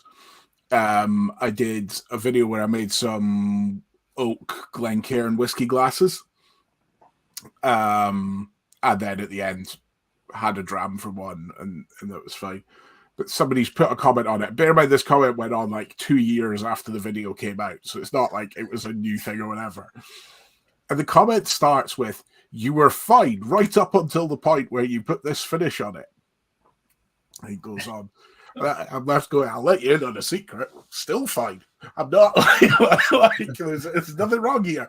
But it's that kind of you were fine, as if this was some assessor that I was supposed to be impressing who would judge my work and let me know at what point I failed. But it's hilarious the way people take anything as permission to share what they would have done differently. And it can be done well. It can be, I've had people go, "Is there a reason you chose that? When I've done it, I've typically done this." But where they're asking, "Look, what's your reasoning? What's your And that's great. That's fine. It opens up discussion. But yeah, the whole you were fine right up until the point where you used that. Still fine. Yes. I think that's a good point. I think that's something that some people need to take on board. If you've got a criticism of something, find out first of all what the reason the person had for doing something. I think I've only ever made one critical comment on a YouTube video, and it was to a fairly young woodworker. They were actually sub 18, and they were using a chisel in a manner that was just, if you slip, that's going through your femoral artery, and you are going to bleed out in 30 seconds if you're lucky. Yeah. It was just like, please don't use a chisel in that manner, because they were literally had the chisel going towards them and they were working on their lap, and it was just it's just scary to see. And but again, I'm sure there are plenty of people who've worked like that who perhaps have control and maybe wear a leather apron. She's probably going to stop a chisel unless you put a huge amount of force in it, which you're probably not if you're working on your lap. They weren't, and they were young, and it's just like. But again, it's the difference between saying, please don't use a chisel like that because of these reasons, and saying you shouldn't be using a chisel. Yes. Yeah. It's like, it's not they shouldn't be using it. It's that actually, just for safety's sake, think about this, maybe try this. Yeah. Whatever. But cut away from you. Yeah. And have a tourniquet and trauma dressing in your workshop. I ended up having to block somebody on Instagram some time ago now, because he was regularly giving me unsolicited advice for no reason. So it was like, I've been a joiner for this many years and you shouldn't do it that way, you should do it this way. And then the next week it was, I did a reverse, so I painted my son's room and then I reversed the video, made it a joke that, I found this paintbrush that takes paint off the wall. And he was like, you've painted that room correctly, you should have done this wrong first. And I've been a painter and decorator I was like, hang on, last week you were a joiner, you've been a joiner for... and so it was just one of those guys. And I went, I'm really sorry. I said, I can't keep seeing these negative comments in my inboxes. I'm just letting you know now, I'm blocking you. Goodbye. Thanks for your previous support. I've not heard from him since. But, oh, God, he was just a pain. Yeah. I think there's an element as some of those people say, I've been a this. That makes me an expert on it. But I don't think it necessarily does make you an expert on something. I mean, I've got a massive aversion to people, self-declared experts, particularly. But I mean, again, sort of mention one of the guys he's been doing some really nice, great work. Yeah, he's in his 70s, as a lot of guys there are. He trained as a carpenter. Yeah, he was making roof trusses and but when he trained, good 50 odd years ago, they didn't have power tools. Everything was by hand. And quite often he will grab it's like, he's been making some mobile workbench work carts for tools. And he was going to, at one point he was like, this is a bit too, this piece of worktop, which is quite thick, needs cutting down. And he went to grab a handsaw. And I was like, we have a lightweight circular saw and a straight edge that will come off in a minute without you having to break a sweat. Because he's just so used to, even after many years of work as a carpenter. But then he worked actually a painter decorator for a while as well, so it kind of which is a bit easier work than. Has he been leaving comments on Mark's? I doubt it was him. I'm not sure how social media wise he is. But it was a case of and he freely admitted until he came to the men's shed, he'd never used a table saw. Or a bandsaw. He was making some insect hotels. And cutting down some bamboo to kind of sort of 3-inch lengths to go in there. He's like started cutting the band. It's like, we've got a bandsaw. Let me show you how to use the bandsaw. It's like it's so much easier, isn't it? Yes. That's why they invented it. Yeah, it's just like, but yeah, well, if you've not had, yeah, you may have had a title, but that title, if you never, yeah, I mean, I'm my formal qualification for teaching, I have a postgraduate certificate in education, specialising in physics with broad balanced science, which basically means that I'm trained to teach up to A-level physics and to teach biology and chemistry and geology to GCSE level. Like, I have done. I've taught all three to GCSE, but I haven't taught them in a school environment. I haven't taught. I think biology. The last time I taught any biology at GCSE level in a school was 2009. Chemistry at GCSE level was years before that, because it was just physics is so short. You never teach those things, and it's just like I would describe myself as a physics teacher or a science teacher, retired, but I wouldn't try and tell somebody, a new sort of teacher, about how to teach specifics of biology at GCSE level. Key stage 3, kind of, age 11 to 14, different story. I've taught that plenty of times. But the detail of what's happening at GCSE, theoretically, from my piece of paper, my certificate, yes, says I can. But my practical experience, I haven't taught enough biology for long enough to be able to go, that's exactly this, or chemistry. Yeah, it's just it's not something I do often enough. Yes, perhaps I could. If somebody came to me and saying that I've just started teaching, I'm doing this, and I'm struggling with how to run a practical lesson, or how to sort of manage behaviour, then I've got plenty of things that I can say to that, because that's obviously quite generic. But if they said, I'm struggling with how to teach meiosis and mitosis, it's like, I'd have to look up what meiosis and I know they're about cell division, but I can't remember which one's which, because they're slightly different. One, it's kind of the cell gets bigger, and the other one, the cell just spreads and then gets bigger. I think I may have even got that wrong, just because it's not something I've done enough of. Yeah, there's a difference between knowing it and knowing where to look it up. Yes, but also not then kind of jumping onto somebody's Instagram account and going kind of in my day. And then there are the people that trolley comments for the wrong reasons. So like the men who comment on female makers' work because, what's the one I've seen? You're making great use of your husband's tools there, or things like that. That's the stuff I hate that.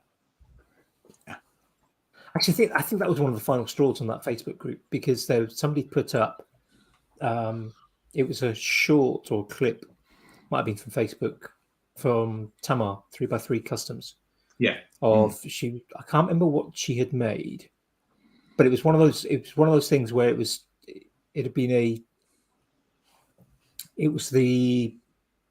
she'd made a version of Izzy's lathe on a table saw. So so she'd made a jig with a power drill to operate a rod, which was then passing over the table saw, which you can use to kind of make kind of sort of concaves, or you can make something round. I can't remember exactly what she was making now, and it was just like there was a bunch of people just slammed in about this was going to stress the saw, and this was really dangerous, and blah blah blah.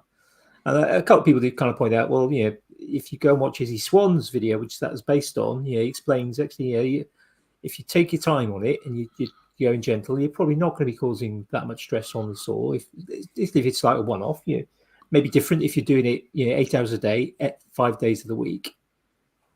But if you're just doing it as a kind of occasional thing, you're probably not going to be damaging your bearings on your saw. And there was very much a spirit of kind of like, she doesn't know what she's talking about. Yeah, I bet you most of those comments didn't appear on Izzy's channel. No. I was just going to say, because he's perceived as a as a male woodworker. He's obviously I don't believe this, by the way, just in case everybody comes in just at this point. But he's we'll just clip this for a short. Yeah. He's seen as the authority because he's the male woodworker. When in reality, I've learned just as much from female YouTubers as I have from male YouTubers. So tomorrow's one, April O'Neill, the German Laura Kampf. They learn just as much. It's frustrating when you see it. Yeah, it is, and it is unnecessary, isn't it? Yeah. And if I can, I try and put a comment on something similar, something quite friendly sounding, like, "Oh, I'd love to see what you've made. Have you made something similar to this? Can you?" So I always try and comment like that rather than jump into the defense, because they don't need my defense. But I quite like to at least say something if I can, if I see it anyway. I think one of the other things is this is not. We're not special. This is not special to the maker world. This is, there's a few other YouTube communities that I'm part of, and it's a very similar thing across the board. And it's the whole keyboard warrior thing, isn't it? Yeah. People just sat at home sharing their opinions, whether they're wanted or not. Yeah. And annoyingly, the way that the majority of the social media things are set up, the algorithm rewards engagement, whether it's positive or negative. Yeah, exactly. So actually, in some ways, 100 negative comments is 100 comments. Yeah. And helps your video, which seems ridiculous, but that's the way it goes. Yeah. He's got to wonder about Steve Bell put a video out in January. Steve Bell Creates, he was on the show a while back, and he has he's like a lot of people. Steve, I don't want to be rude, but he's older than me, and he spent a lot of time of building up tools and mid-30s or so, yeah. Yeah, clearly. Late 30s, I think. He's retired. He's also making stuff which he can sell. So he's bought some nice tools. He's got a big laser. He also has a Shaper Origin. And in this video in January, he used the Shaper Origin. Actually, it was really interesting because of some of the other Shaper Origin videos I've seen. Don't really explain kind of how it works. So he explained how this sort of thing works, and explain what the one where you put the domino tape, tape on it, and so you've got you've got a little screen which you're following your essentially your CNC, your CAD drawing is kind of there for appearing on a little screen, and you've just got to stay between the lines. And essentially, it's a router that's controlled by a computer that will lift or engage depending on where it is. So, it's if you watch them carefully, you can see the kind of you're moving the machine, but the router itself is kind of moving back and forth. It essentially stabilizes itself, doesn't it? To accommodate for your movement. So so long as you're within a certain tolerance, it'll still do a straight line, even if you. You will not be able to move a straight line without a guide. Yeah. But the cutter will still pass in a straight line because it's accommodating your movement as long as you stay within the bounds that are shown on the screen. I mean, it's not a cheap bit of kit. I mean, I don't know, a couple of grand, something like that. Yeah, they're not just a. I mean, you could say he's a hobbyist maker. But it's not the sort of thing you're probably going to get as I'm going to get into this business of making something with wood. I'll get one of those. Yeah, you're probably not going to do first that. Tool you buy. Yeah. Probably actually not be a bad first tool, to be honest. You could probably do an awful lot with it if you were clever. Replace a router. I don't know if you could. Yeah, you could probably use it to cut wood up. Just a few passes. Yeah. Yeah. Expensive. Probably in a straight line. Yeah, expensive, but probably do it. But Sure, anyway, you could use it as a hammer as well if you tried. Yeah. Everything's a hammer if you try hard enough. Exactly. We're going circling back to Adam Savage, yeah. But there was comment on there. It's just like basically sort of saying something along the lines of, you're using the shaper. Do you think your audience are going to be able to, do you think your audience have got shapers? Or something like that. It was basically going, you've got a shaper, but you shouldn't use it because I haven't got one. That was the spirit of it. Yeah. And it's just like, I sort of commented and says, so what? So what? Yeah, he has one. Why shouldn't he use it? Yeah, I mean, if the video was titled "Beginner Woodworking Project" and it was Totally, a how-to, yes. absolutely, completely wrong. Yeah. But if it's But just it wasn't. come and watch me do a thing in my own I'm workshop, making this thing, and this is going to make it a lot easier and better. Yeah. And I have it, so why shouldn't I use it? It's like, yeah. I mean, if you're sort of saying, 5 tools for beginners, combination drill driver, track saw, X-carve, hammer, and then a shaper origin. It's like doesn't quite work, but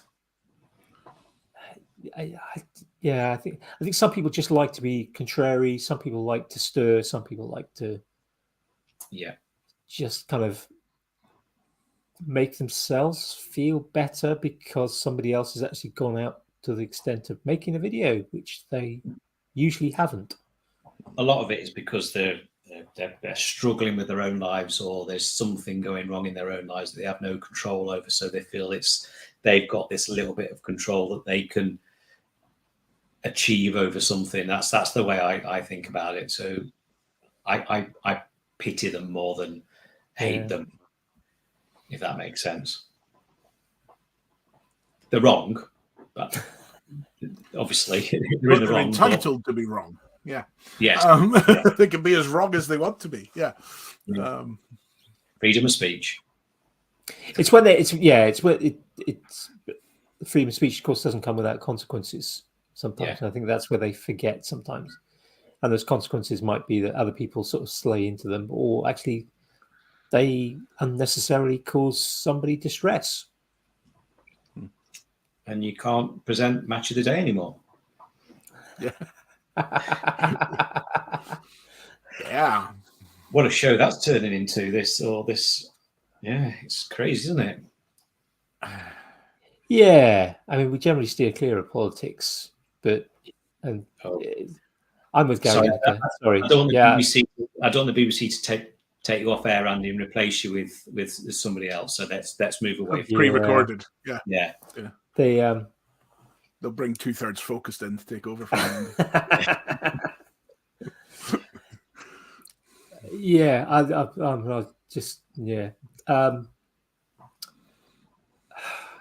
I'm with him all the way. Yeah. If we don't stand up for fascism when it's starting to rear its head, then what are we? Because that's what happened last time, because nobody stood up and just let it go. And I think at an even higher level than that, I think it's fundamentally wrong that an organisation can control what an individual says in their own free time on their own socials. If he'd posted something like that from an official BBC thing, I could vaguely understand that there's policy and whatever, but it just seems a bit off. Different story. And I think there are different rules, perhaps, for those who are presenting the news. They have to give much more of an element of impartiality, and that probably does have to extend a bit further out when they're still employed by someone. There's certainly been a few presenters once they've finished with an employer have, or in their kind of autobiographies have gone. Yeah, this was talking to this dictator was really horrible, or the like. Which obviously they wouldn't be able to state on a news article. Mm. When you're a sports presenter, if you were saying something, perhaps I can't even think of an example where it might be inappropriate for him in sort of sporting world, but No. I fear we may be falling down the politics trap. Yes. Yes. We're moving down to religion. Religion next. Slippery slope into. Well, let's steer away. Let's go. Veer off left Yeah. or right, depending on your preference. So back to making. So we talked briefly, didn't we, about making stuff for people and how we tend to do it for enjoyment. But how do you feel, Neil, about, you know, when you're making something for somebody, if you still do it, do you hate that last bit of the project where you have to finish it and you have to send it out to them? Because then there's that sort of judgment then from the person it's being sent to. That's something that gets stuck in my head sometimes. For me, that's not the difficult bit. Right. I tend to find I have a dip midway through the project. So I'll start off enthusiastic and go, yeah, I can make that. Yeah, that's fine. Let's chat through designs. Let's whatever. And then I guess some of this might be down to how I work, I realize. So I'll explain that in a second. But I tend to find midway through the project, I have just a complete imposter syndrome moment of, why on earth did I agree to make this? I have no idea what I'm doing. Who am I to be making this? It'll turn out rubbish, whatever. And then usually I end up with a product that I'm left going, well, yeah, I could probably see a couple of ways I would like to improve it, but it's fine. And like, they're happy with it and whatever. So for me, the dip is somewhere in the middle, and actually pushing through that is key, because otherwise I won't hit the deadline. Yeah. But then, what's a good example? In fact, so most recent video I put out on making a load of darning mushrooms, they were originally a wholesale order for a knitting shop here in Edinburgh, who approached me and they were like, oh, you're local, could you turn us some darning mushrooms? And I have never darned anything in my life. I still haven't. So I'm like, well, I'm looking at the shape and going, yes, I can make something. But actually what I ended up doing with them was going through a prototyping process. So I was like, okay, based on what you've sent me as links and ideas and whatever, I've made 3 options. They're all slightly different. Tell me what you like and don't like about them. So they were able to go, okay, this one with a slightly flatter top is actually better from a function point of view.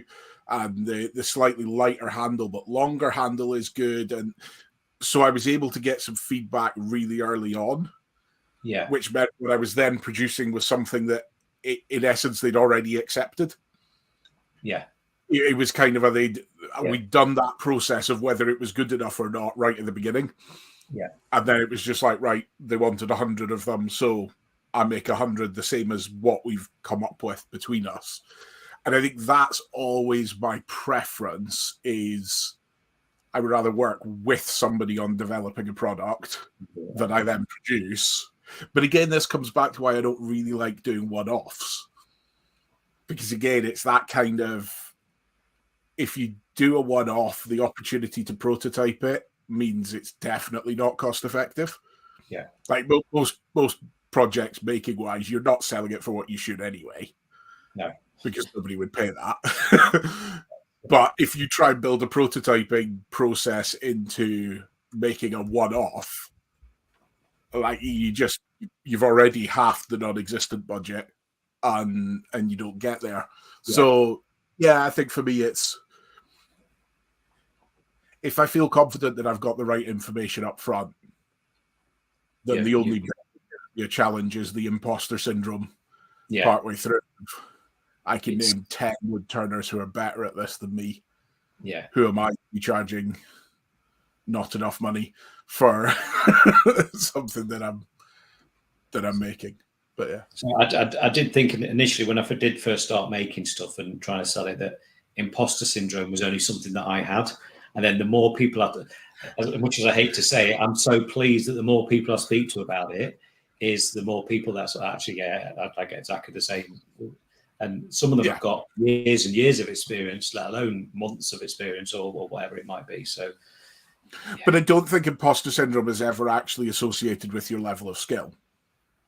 No, it's entirely a self-belief, internal narrative thing that can just throw you a curveball. Yeah. Because there'll be products that I've made many times, and I'll still go to make one and partway through be going, is this actually good enough? And it's like, well, I've got like 50 people who've bought them. Like, it can't, and not a single one has come back. It at least cannot be rubbish.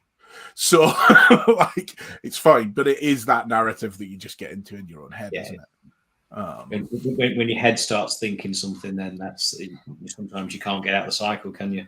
Or you have to find a way to break the cycle. Yeah. It's that taste gap as well. The hourglass taste gap, where you get to a certain level of ability, but you can see that your ability isn't necessarily the best. So you make something, but you know that you've done it the best you can, but you know that there's also, it is possible to be better. Yeah. And, or the other one, I sort of think, you make a tiny little, something's just not quite right. And it might be that, you've made a mistake. You've put a mark in somewhere and you've had to sand it out. So now you've got a flat spot where perhaps you wouldn't really want a flat spot, but it's not actually going to stop anything from the function or the form of the thing you're making. And no one's actually probably going to notice, but it's there. Yeah. All that. So one of the, sorry, Andy, go Andy. I'm going to go. What I was going to say is one of the things that really helped me with that, because by nature I'm a bit of a perfectionist, and it can stop me getting started on things. It's not even about the not being able to finish it. It's if I don't think I can do it perfectly, why even start? And there was somebody talking to me about the difference between excellence and perfection. And the way they put it is excellence is doing the absolute best you can with what you've got. And perfection is never actually achievable. And I think so long as the best you can do meets the expectation of the person who's asked you to do it, obviously, if the best you can do is nowhere near what they're paying you for, there's a problem.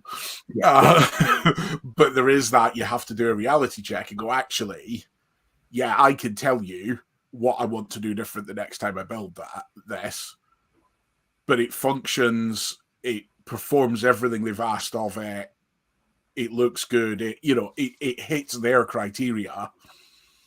But I think we sometimes prejudge other people's responses to things rather than actually letting them respond. And there's times when I've found myself presenting something to somebody that I've made and explaining to them what I've got wrong. And it's not that I should necessarily hide the fact that it's a challenge and I'm growing or whatever. But if you go to somebody and go, I made the thing you want, here are the bits that didn't work. That's all they're going to see. Whereas actually present it to them, let them react and let them have their own experience of it. But it's really difficult to do. It's one of those, it's quite easy to say, but Yeah, I think that's one of the things I learned early on is not to point out my mistakes. And then maybe if they point them out to me, then I can explain it. I did it a few times when I first made stuff. And you always, a lot of woodworking is covering up your mistakes, I found. Yep. It's how you learn to do that, but try not to point them out. The artist Grayson Perry talks about somebody asking why he didn't have a team of artists who worked for him and just made the stuff he designed. And his whole thing is that the mistakes are his style, and you can't have somebody else make your mistakes for you, and that's his style. His style comes from his mistakes, not from the bits he gets perfect, which I thought was quite an interesting take on it. And again, for a given tolerance of mistake, again, if it's, a set of bookshelves, you put one book on and it falls down, that's more of a problem than a mistake. But if it's, just a little bit that's slightly different on that shelf to that shelf or whatever, then actually, it's good. My process for making tends to be, I've made it in my head so many times before I actually start making it. Like in the moments before I fall asleep or whatever, I've started the project already before I've even got into the workshop to do it, and that can go on for months sometimes. I've planned it, I've made it, and then when I actually get in the workshop, it goes to plan because I've already thought through everything that might potentially go wrong. It's I don't know if I'm alone in that, or whether, again, I'm not really mentioning that a lot of the time, or whether other people do that too. But yeah, it tends to take a while for me to make it in my head, and then I can go in the workshop and make it. I've got all sorts of things I'm going to be making in the workshop, but I've just not finished them in here yet. Yeah. Yeah, I've certainly done that with kind of making something for the house or something. Right, how am I going to put this together? And in that order of operations, just sort of right. I don't think it's something I do for everything. But then, as I said earlier, with the tool holder, often it's probably taken me longer to make it than some other people would do, because I kind of think, I've got to get the right piece of wood, and which way do I want to have this, and how many do I want to have, and I'm going to lay it out on a card and sort of measure out, see if that spacing works well, and just constantly kind of just trying different things and kind of going back and forth. Because we essentially we've got two workshops. We've got kind of we've got a wood turning workshop, and we've got the main workshop with all the sort of tools, and we've got another place where quite a lot of the wood is stored temporarily at the moment. It's a constant got back and forth between one and another, and then kind of getting interrupted by someone to help with something else, and you can then kind of lose a train of thought, and then you kind of back onto it, and you're kind of thinking, right, okay, how's this going to sort of, and then you kind of get right. I've got this bit. Now I didn't think about how I'm going to fasten it. So I got to think about how I fasten it, and then you kind of, all right, can I make a piece of wood the right size to actually fit in there, to sort of, or the right shape rather, to kind of create a support, or right, I'm going to take this bit off because that'll be easier, but then I actually need to raise it, so I need to put something else on, and then how do I fasten that when I've got a 150 kilo lathe to try and to move with the base? So you kind of think, right, okay, it's like, okay, so that's where the kind of, for me, the brain, the thinking through the screw comes in. It's like, right, I'm not screwed in from the back because there isn't enough space, and I don't want to try and shift a 150 kilo thing. Okay, I could get some help to do that, but I'll just put some bolts through, because then it can just be done in place. But it's a lot simpler.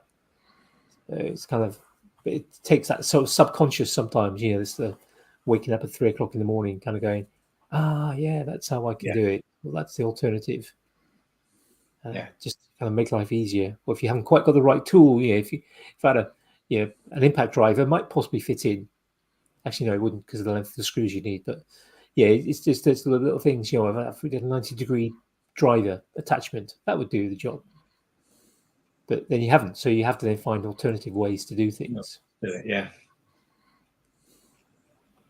Which kind of brings in all the different. Again, I love the idea that there isn't. It's one of the things I like about maths, actually. Sort of, when I sort of tutor and teach a bit of maths, so it's just like, yes, there are some things there is only one way to do it, but there are other things where if you're doing something like some geometry and you're trying to find a particular angle, there may be 15 different ways to actually produce a solution that gets you to find the angle X is 25 degrees, and they're all valid. Yeah, aren't we? Skinning the cat. Yeah. No animals were hurt in the making of this podcast. Nope. No. Yeah, so not. Yeah. Petra approved. Yeah. Should we think about attention grabbers? It's. I think I know both of you have to get up early. Actually, I've got to get up earlier tomorrow. My wife's got to leave for work earlier than she normally does, so that means I've got to get up earlier. So kind of that point of view, we'll start talking about things that have been grabbing our attention over the last week or so, or things we're thinking of for the future. Doesn't matter whether it's videos we've watched, books we've read, TV, can be anything. Things you've made, things you're about to make, absolutely anything. And normally guests go first. And they're not limited to one thing. Really thought, because you did mention this in your message to me. I should really have thought about this before I got on. So, projects for the future. I'm making a couple more wooden swords that I've been asked. Well, one's for me. So one's Glamdring, Gandalf's sword from Lord of the Rings. I made Sting last year. You did. That was gorgeous. Absolutely gorgeous. Which I enjoy doing. I learned a lot from doing that. So from what I learned from that, I want to make a bigger sword. to glandering, and also for one of my colleagues at work, he wants me to make. Oh God, I forgot its name. From Game of Thrones, the wolf-headed sword. Oh my God, gone out of my head. Anyway, sword from Game of Thrones, which is a bit bigger than glandering as well. So they're currently going around my head. The main part, the sword, the blade, the pommel, everything is pretty easy. With the wolf-headed sword, it's how I'm going to carve it to make it look screen accurate, or as screen accurate as I can get it. That's what I'm trying to get. I'm going to have to do a few tests on some pine before I work on the actual. I'm probably going to do it out of oak or something similar to that, and see how I get on with it. That sounds good. I mean, pine might be, if you're carving pine, can be a bit chippy. But yeah, might be good for getting the general shape and size. More practicing the shape and size and see if it fits on before I actually. But I've still, to be fair, I've still got loads of scrap oak in the workshop I can use anyway. So basically, it's as cheap as using pine at the minute because it's there and it's free. I doubt that'll be ready for Makers Central. I think it's going to be ongoing. Another thing I'm working on is This is a Dremel thing again. Sorry to talk about Dremel. It's I want to make a portable Dremel backpack station, if that makes sense. So it's like a backpack that folds open 180 degrees, and I've got all my Dremel gear that I could use in it.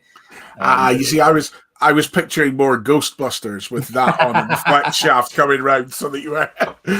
I did have that thought. You just changed the plan. Literally, just this very second, changed my mind. Because I quite often use the cordless Dremel. I use the 8260. It needs to have some sort of charging solution. So one of these rechargeable station in it. It's still going in my head. I'm still thinking about it. I've still not found the right backpack for it. Can I throw a thought at you? Go on. Have you ever seen the some of the sort of trauma packs that the military use, where you have essentially tend to be kind of the sort of thing a medic would carry, where you have a pouch which obviously on the webbing. When you need to use it, you pull a bit of Velcro and the whole pouch flaps down and will literally kind of extend down to kind of knee level. So you can also be working. So you could almost, they start out kind of probably kind of sort of 9 inches, sort of deep, but then they will double down to kind of a bit more than it, because obviously you have the base coming over. So double down to probably 20, 22 inches long, where you can almost have kind of you could have the cordless. Might not work with the charging bit, but just kind of the whole idea of having, you've got all the bits, you've got a whole, almost like a holster for the cordless rotary tool, and then you've got all the bits just literally lying down your leg, ready to be picked and used when you want. I like that idea, Andy. Yeah, I'll dig out a picture. I'll make a little note, and I'll dig out a picture of the sort of thing that's in my head. Yeah, and send it to you to give you kind of an idea of it. It's kind of like a first response pack. So you literally have just a bunch of stuff available. Just it's fully protected, and then literally, instant happens. Need stuff. Don't want to be digging around in backpack to find a trauma kit. It is literally there. Everything that's needed.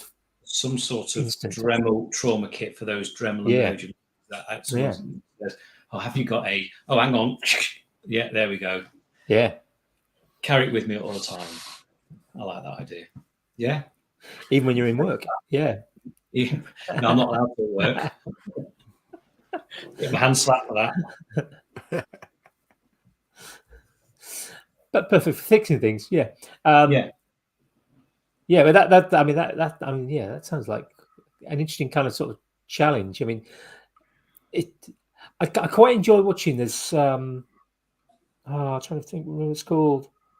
There's a guy, an American guy, does tool reviews. It's pretty much all he does. Yeah. Last best project or last best tool. Jamie. I know Jamie follows him as well, and he'll often compare sort of tools. So you'll get like 5 different channel locks, pliers, or 5 different screwdrivers. But a couple of times he's kind of made up little kits. He's kind of like, this is my kind of kit that goes in the car for when I need to just have a variety of things. It's like sometimes he's making them quite small, and it's one of those sort of things I quite like the idea of doing, kind of making up a kit that can kind of, if I'm going to the men's shit, I can take this kit that will have some bits that they don't have that I might want to have handy, or it's something that's maybe sitting in the house I mean, I keep a few tools on the kind of sort of desk behind me, but maybe it's just like one thing where everything that I need, rather than kind of at the moment in 3 or 4 bits and some tools separately, and just to have that kind of just that right selection of those really nice little tools. Yeah, and it's a challenge to sort of get it right. I suspect it's a bit like a workshop design. Never, it keeps changing. You keep adding bits, taking bits away. No such thing as finished. Change the packaging. New thing comes out. So, that'll be better. Yeah, that looks more comfortable. That's got better straps. That's got better zips inside. And it's just constantly expecting more from my money. Anything else, Mark? Anything you've been watching or? So I'm not on Pinterest at the minute. I've never had any interest in Pinterest, and so I was chatting to Kez the other week, and she was talking about Pinterest. I was like, well, why? It's just like, and so I didn't realize what it was. So I've been doing some research before I actually decide to post and start doing stuff on Pinterest. So I've been watching lots of how to start a Pinterest channel, YouTube videos, and the best way to go around that. Whether I'll do anything with it, I don't know. But it's if I can already repurpose the stuff I'm doing, then just do it somewhere else. You can. You can. I mean, you can post. Obviously, you can post links to your videos, and whatever, and you can, in a similar way to playlists, you can catalog things as well. So you can have your sort of different boards. So more people should use it. Yeah. I use it to look for stuff and to get ideas for stuff, but I've never actually thought to use it as a creator. So I don't know why, it just never popped into my head. But it's a search engine. It's another search engine. It's a visually based search engine. So getting probably the key thing is, there's my understanding of it. There's a couple of sort of key things. If you're putting stuff up, obviously the right image, it's going to grab attention. So you want to kind of almost like thumbnails and your pictures on Instagram. You want something that's going to grab attention and kind of be able to sort of link to it, but also then generating boards, obviously creating boards where you're putting stuff on, but also taking some time to almost like TikTok, where you have to kind of sort of train the algorithm. You can do similar to train the algorithm for delivering stuff for you, but having your boards that you put stuff onto, and combining that with the stuff that you're producing as well. So it kind of it learns. I'm using my 5 o'clock wake ups wisely. So I've started doing this thing. So I wake up at 5 a.m. not for work reasons, but because it's a good 2 hours in the morning where I haven't got to do anything around the house. So I get up at 5 so I can learn something or read something or edit something rather than do it in the evenings. Yes, I'm a bit nuts.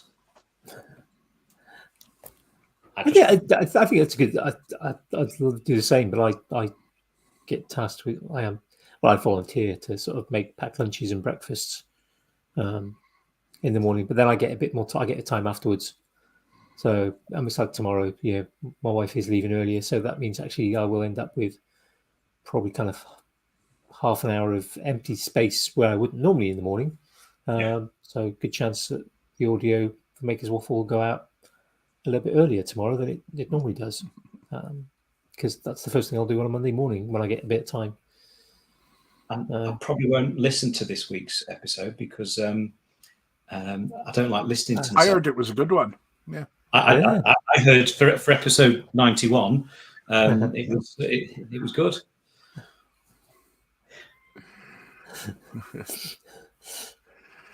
I've lost words there. I don't know what to say. Yeah. Who are you getting on for 100, or is that going to be a secret until you get closer to 100? Have you got somebody in mind? I've got 99 already booked. But not. It's like 100. It's a milestone, isn't it? Coincides with Maker Central weekend. Oh, that's clever. Sounds like you planned purely intentional, of course, naturally, purely planned. Yeah, it's exactly where we had 2 weeks off at Christmas. We even got the king and his coronation on the first date of Maker Central, so they moved it to the week after to coincide with 100. Clever. Yeah, I mean, totally. Obviously, there's going to be national celebrations for it. Yeah. Fireworks. Go with it. The lot. Absolutely. Neil, what about you? What's been grabbing your attention? A few different things. I kind of felt very pulled in different directions this last couple of weeks, actually. We did the whole making a massive list of everything that's wrong with the house. Ooh. So I'm feeling myself start to slide down a DIY world of this needs fixed, doors need resealed, blah, blah, blah, blah, blah.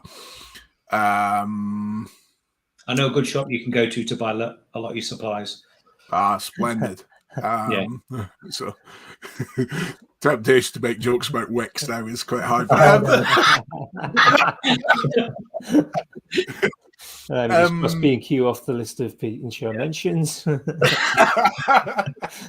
There's our sponsorship deal. But yeah, so a lot of that sort of thing, and just I guess it's the working out how to make that stuff interesting as a maker and not have it just be boring. So starting to think about, maybe if we did this, or we could do it that way, or it's the good old why fix it for 20 quid when you could spend £300 on tools and 6 months getting it done. Yeah. That sort of territory. And then we've done enough, but not finished. Yeah. Yeah. Oh, well, I mean, nothing's getting finished here. It'll all be to 95% with a short list of things that still need finished on it.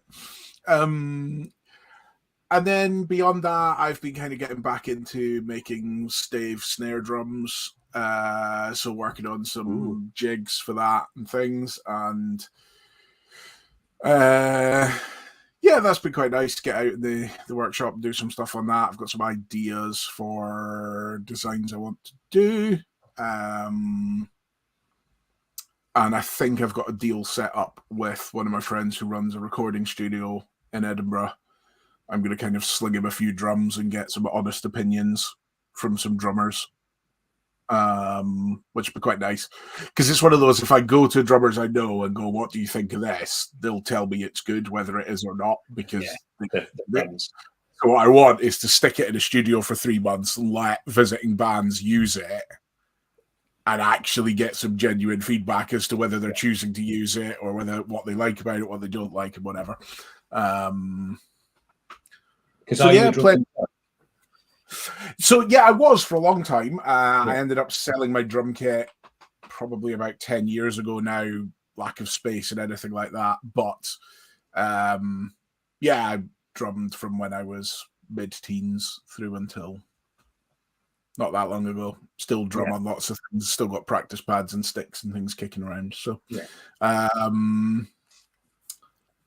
yeah, it's an interesting niche within my woodworking to play with, and I've now got to the stage where I've built all the jigs for it, and the upgrade I did on the lathe in 2020 means that I can turn a 14-inch snare drum on the lathe, so I can do the outer turn on that and stuff. So playing with that sort of thing, and therefore falling down rabbit holes of which hardware I want to buy to put on it, and does it make more sense to buy secondhand drum off eBay and rob all the hardware, or does it make sense to buy brand new hardware? And really the answer to that is it depends whether it's a good drum or not, but I don't know that until I've put the hardware on and played it.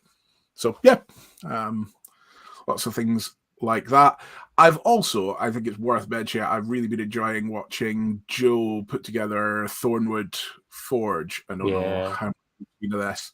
That building that he's moved into looks incredible just from the photos. But yeah, it just produces some really nice stuff, and obviously there's loads of people helping out with that and involved and whatever. But that seems to be gaining loads of momentum, and yeah, just really enjoying watching that grow and develop. And it's kind of reasonably inspiring, the fact how quickly he seems to be getting that up off the ground and everything. So yeah, he's doing a fantastic job there. Look forward to seeing how that, just hopefully the momentum will build. And he will. I'm sure he will. I mean, he's very, very talented. Oh yeah, he's too much talent for one human being, from what I can gather. But yeah. I mean, he's just one of those annoying people, isn't he? He's very intelligent, very talented, sort of in the making he does. Very strong physically. He's one of the sort of probably the strongest people I've ever met. Good looking. It's just like, this makes you sick, really, doesn't he? He's just kind of yeah. I'm sure he's got a weakness somewhere. We'll find out. Yeah, it's probably kind of cornflakes or something. Yeah, it's probably. What about you, Andy? What's been grabbing you? A huge amount. As I sort of mentioned earlier, I sold my table saw this week. I had a nice chat with the gentleman who bought it. He's mostly going to use it for making stuff around the house, doing sort of DIY. Just to replace a Evolution, the small Evolution table saw mitre saw combo unit. So to actually get something, 2 horsepower, big thick aluminium top, that was a nice little touch. That's made a bit of space for lathe that is hopefully coming soon.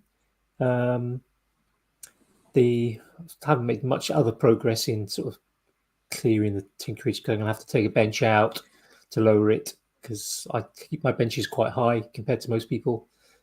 Just coming back, and obviously I then need to think about the height I need it for the lathe when it arrives, and so there'll be a bit of work there. But I need to clear the space first, and it's all that kind of rejigging things, and weather's not great the next week.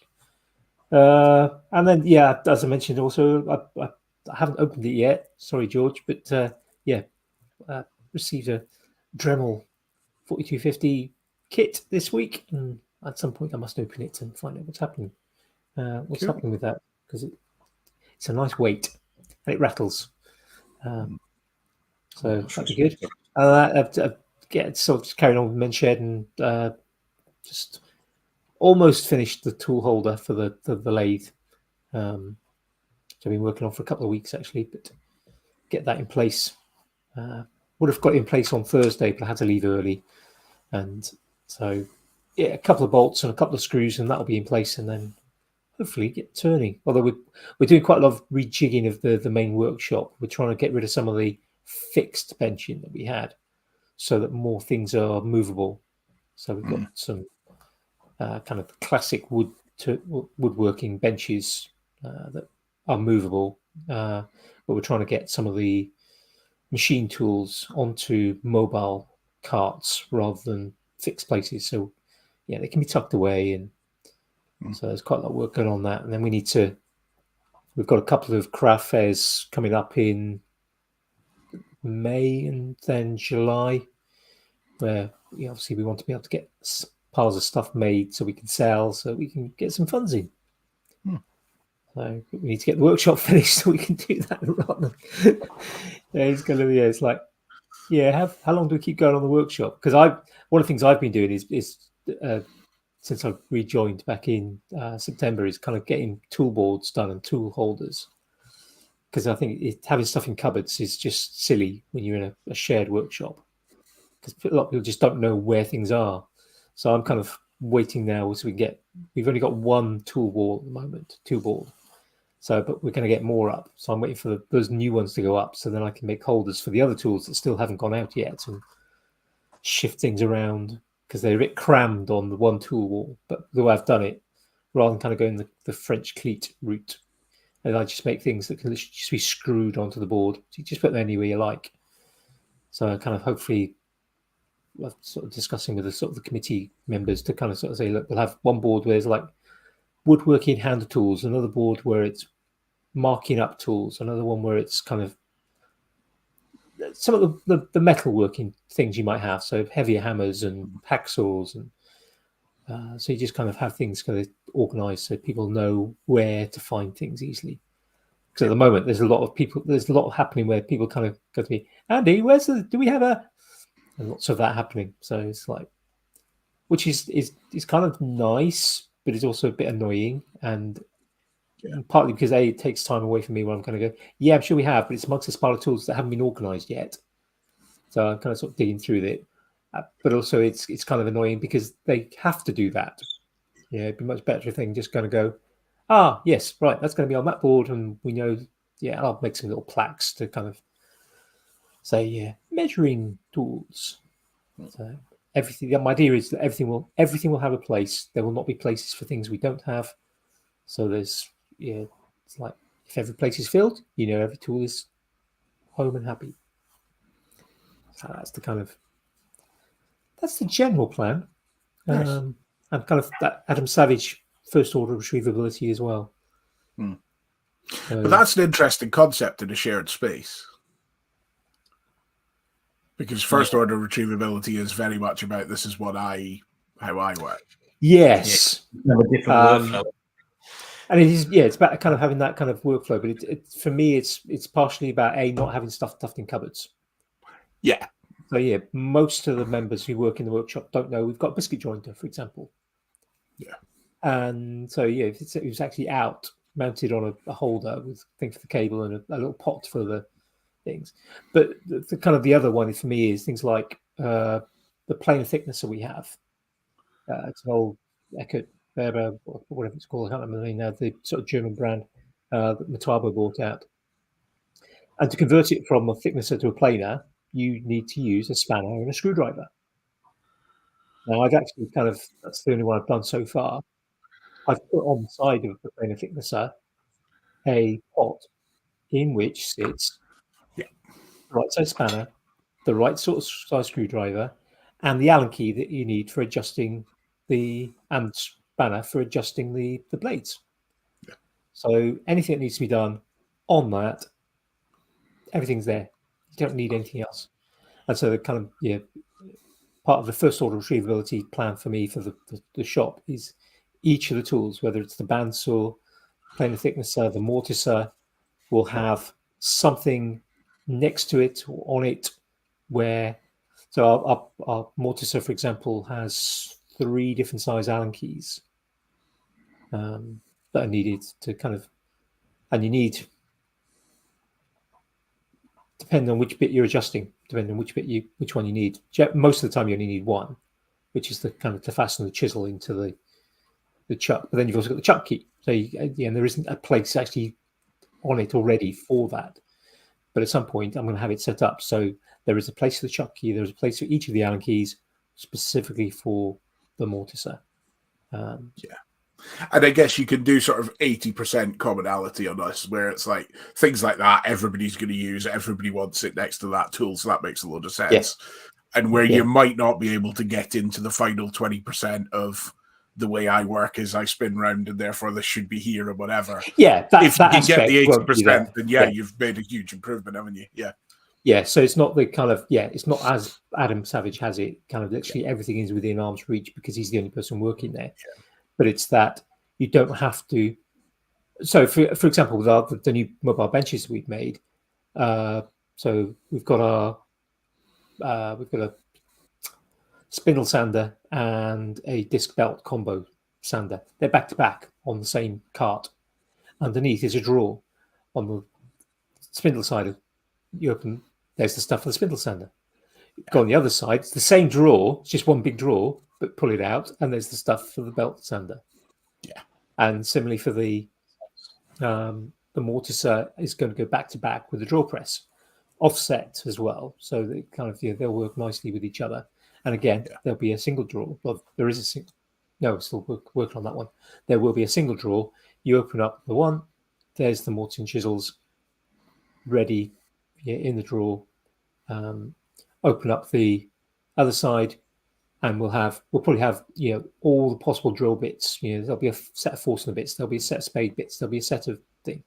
Now there may as well be, and there'll be a drill index, but we'll probably also have, because we've got multiple drill indexes, there'll be another drill index kept near the hand drills. Yeah, probably. The cordless, the battery drills, so that if somebody needs that, there's a place for that as well. So if somebody's been a bit more mobile, not working at the drill press, they can still access. Yeah, we'll get those kind of doubles up on things so that you haven't got to kind of, I need an Allen key for the mortar set. I need to get the Allen key index and take the one out from that and then put that back. It's actually quite interesting, sort of some of the discussions with some of the kind of the others. The setting up a workshop for a communal workshop is quite different from setting up your own workshop. Yeah, and there are different challenges. How many of something do you need? How many awls might you need in a communal workshop? How many of any tool might you need? Some tools do you only need one of? Some tools do you need multiples of? Okay, many of us in our own workshops have multiple tape measures, for example. But how do you make sure that you keep those sort of tape measures together?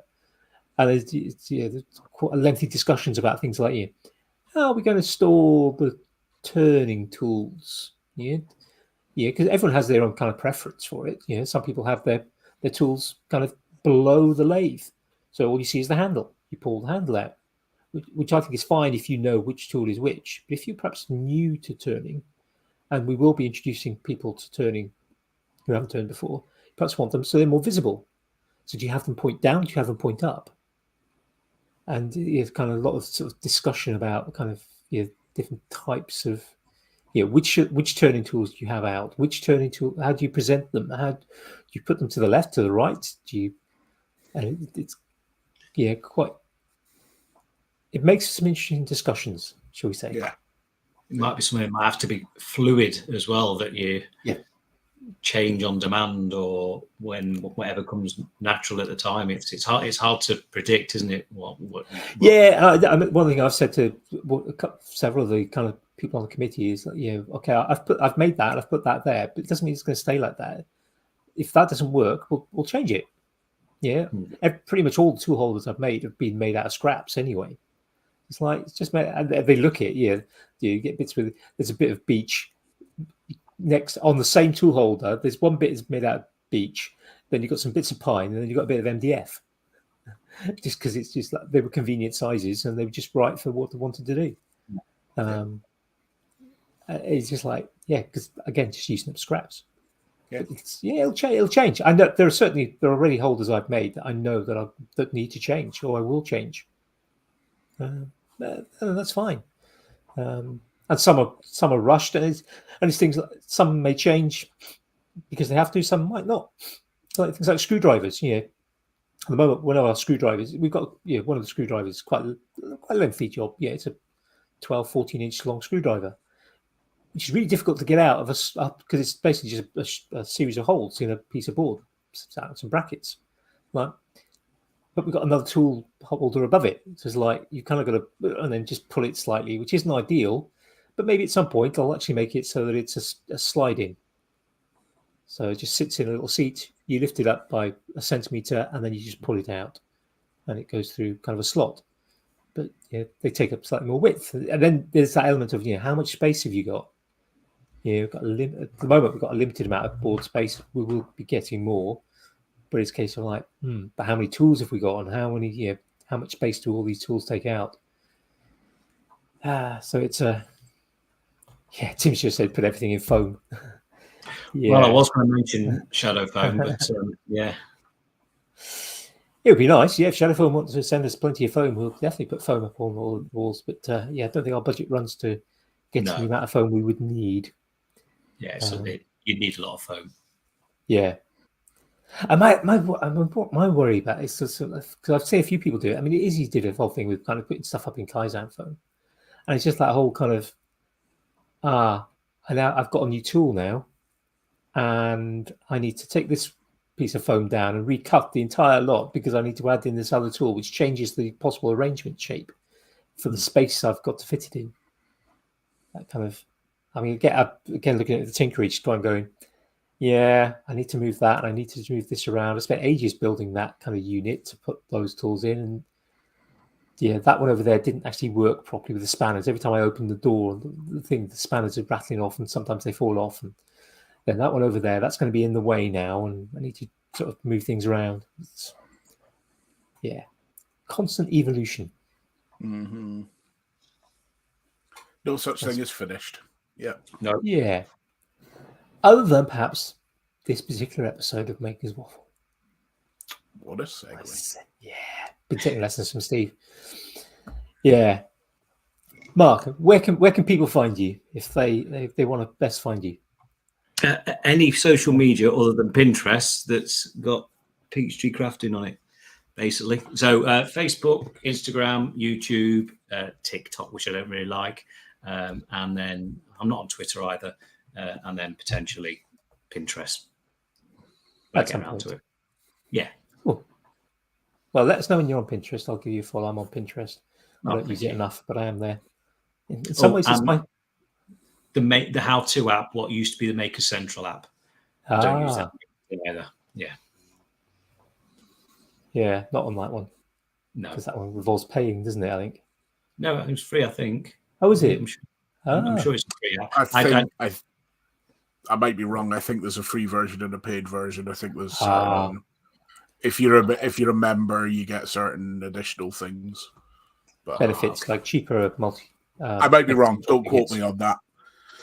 Certainly shouldn't broadcast it on all of YouTube or something. Hang on. I had a conversation with someone about it the other week, and since I downloaded it and started using it, and then I realised I hadn't used it for over a year up until it updated the other week to whatever it's now called, and then I was like, oh, I'll just look at that again, but I don't really use it. Yeah, I think not sure how well that will catch on. I think people will possibly take advantage of the Maker Central benefits. Yeah. Like getting in early. Right. We shall thank you, Mark. It's been lovely to chat with you. Thank you for having me. It's been great. We look forward to seeing what else comes up with the Maker Misfit Makers, isn't it? Yeah, I didn't know we had anything to talk about for 2 hours, 26 minutes, and plus the 15 minutes beforehand as well. So, yeah. Thank you for having me. I'm really surprised that the number of people who've kind of said, oh, I'm not sure if I can talk for more than sort of half an hour, and then like 4 hours later, we're still talking. Yeah. Anyway, folks, we will see you next week, and hope everyone has a good week. Yeah, Bye for now. See you all later.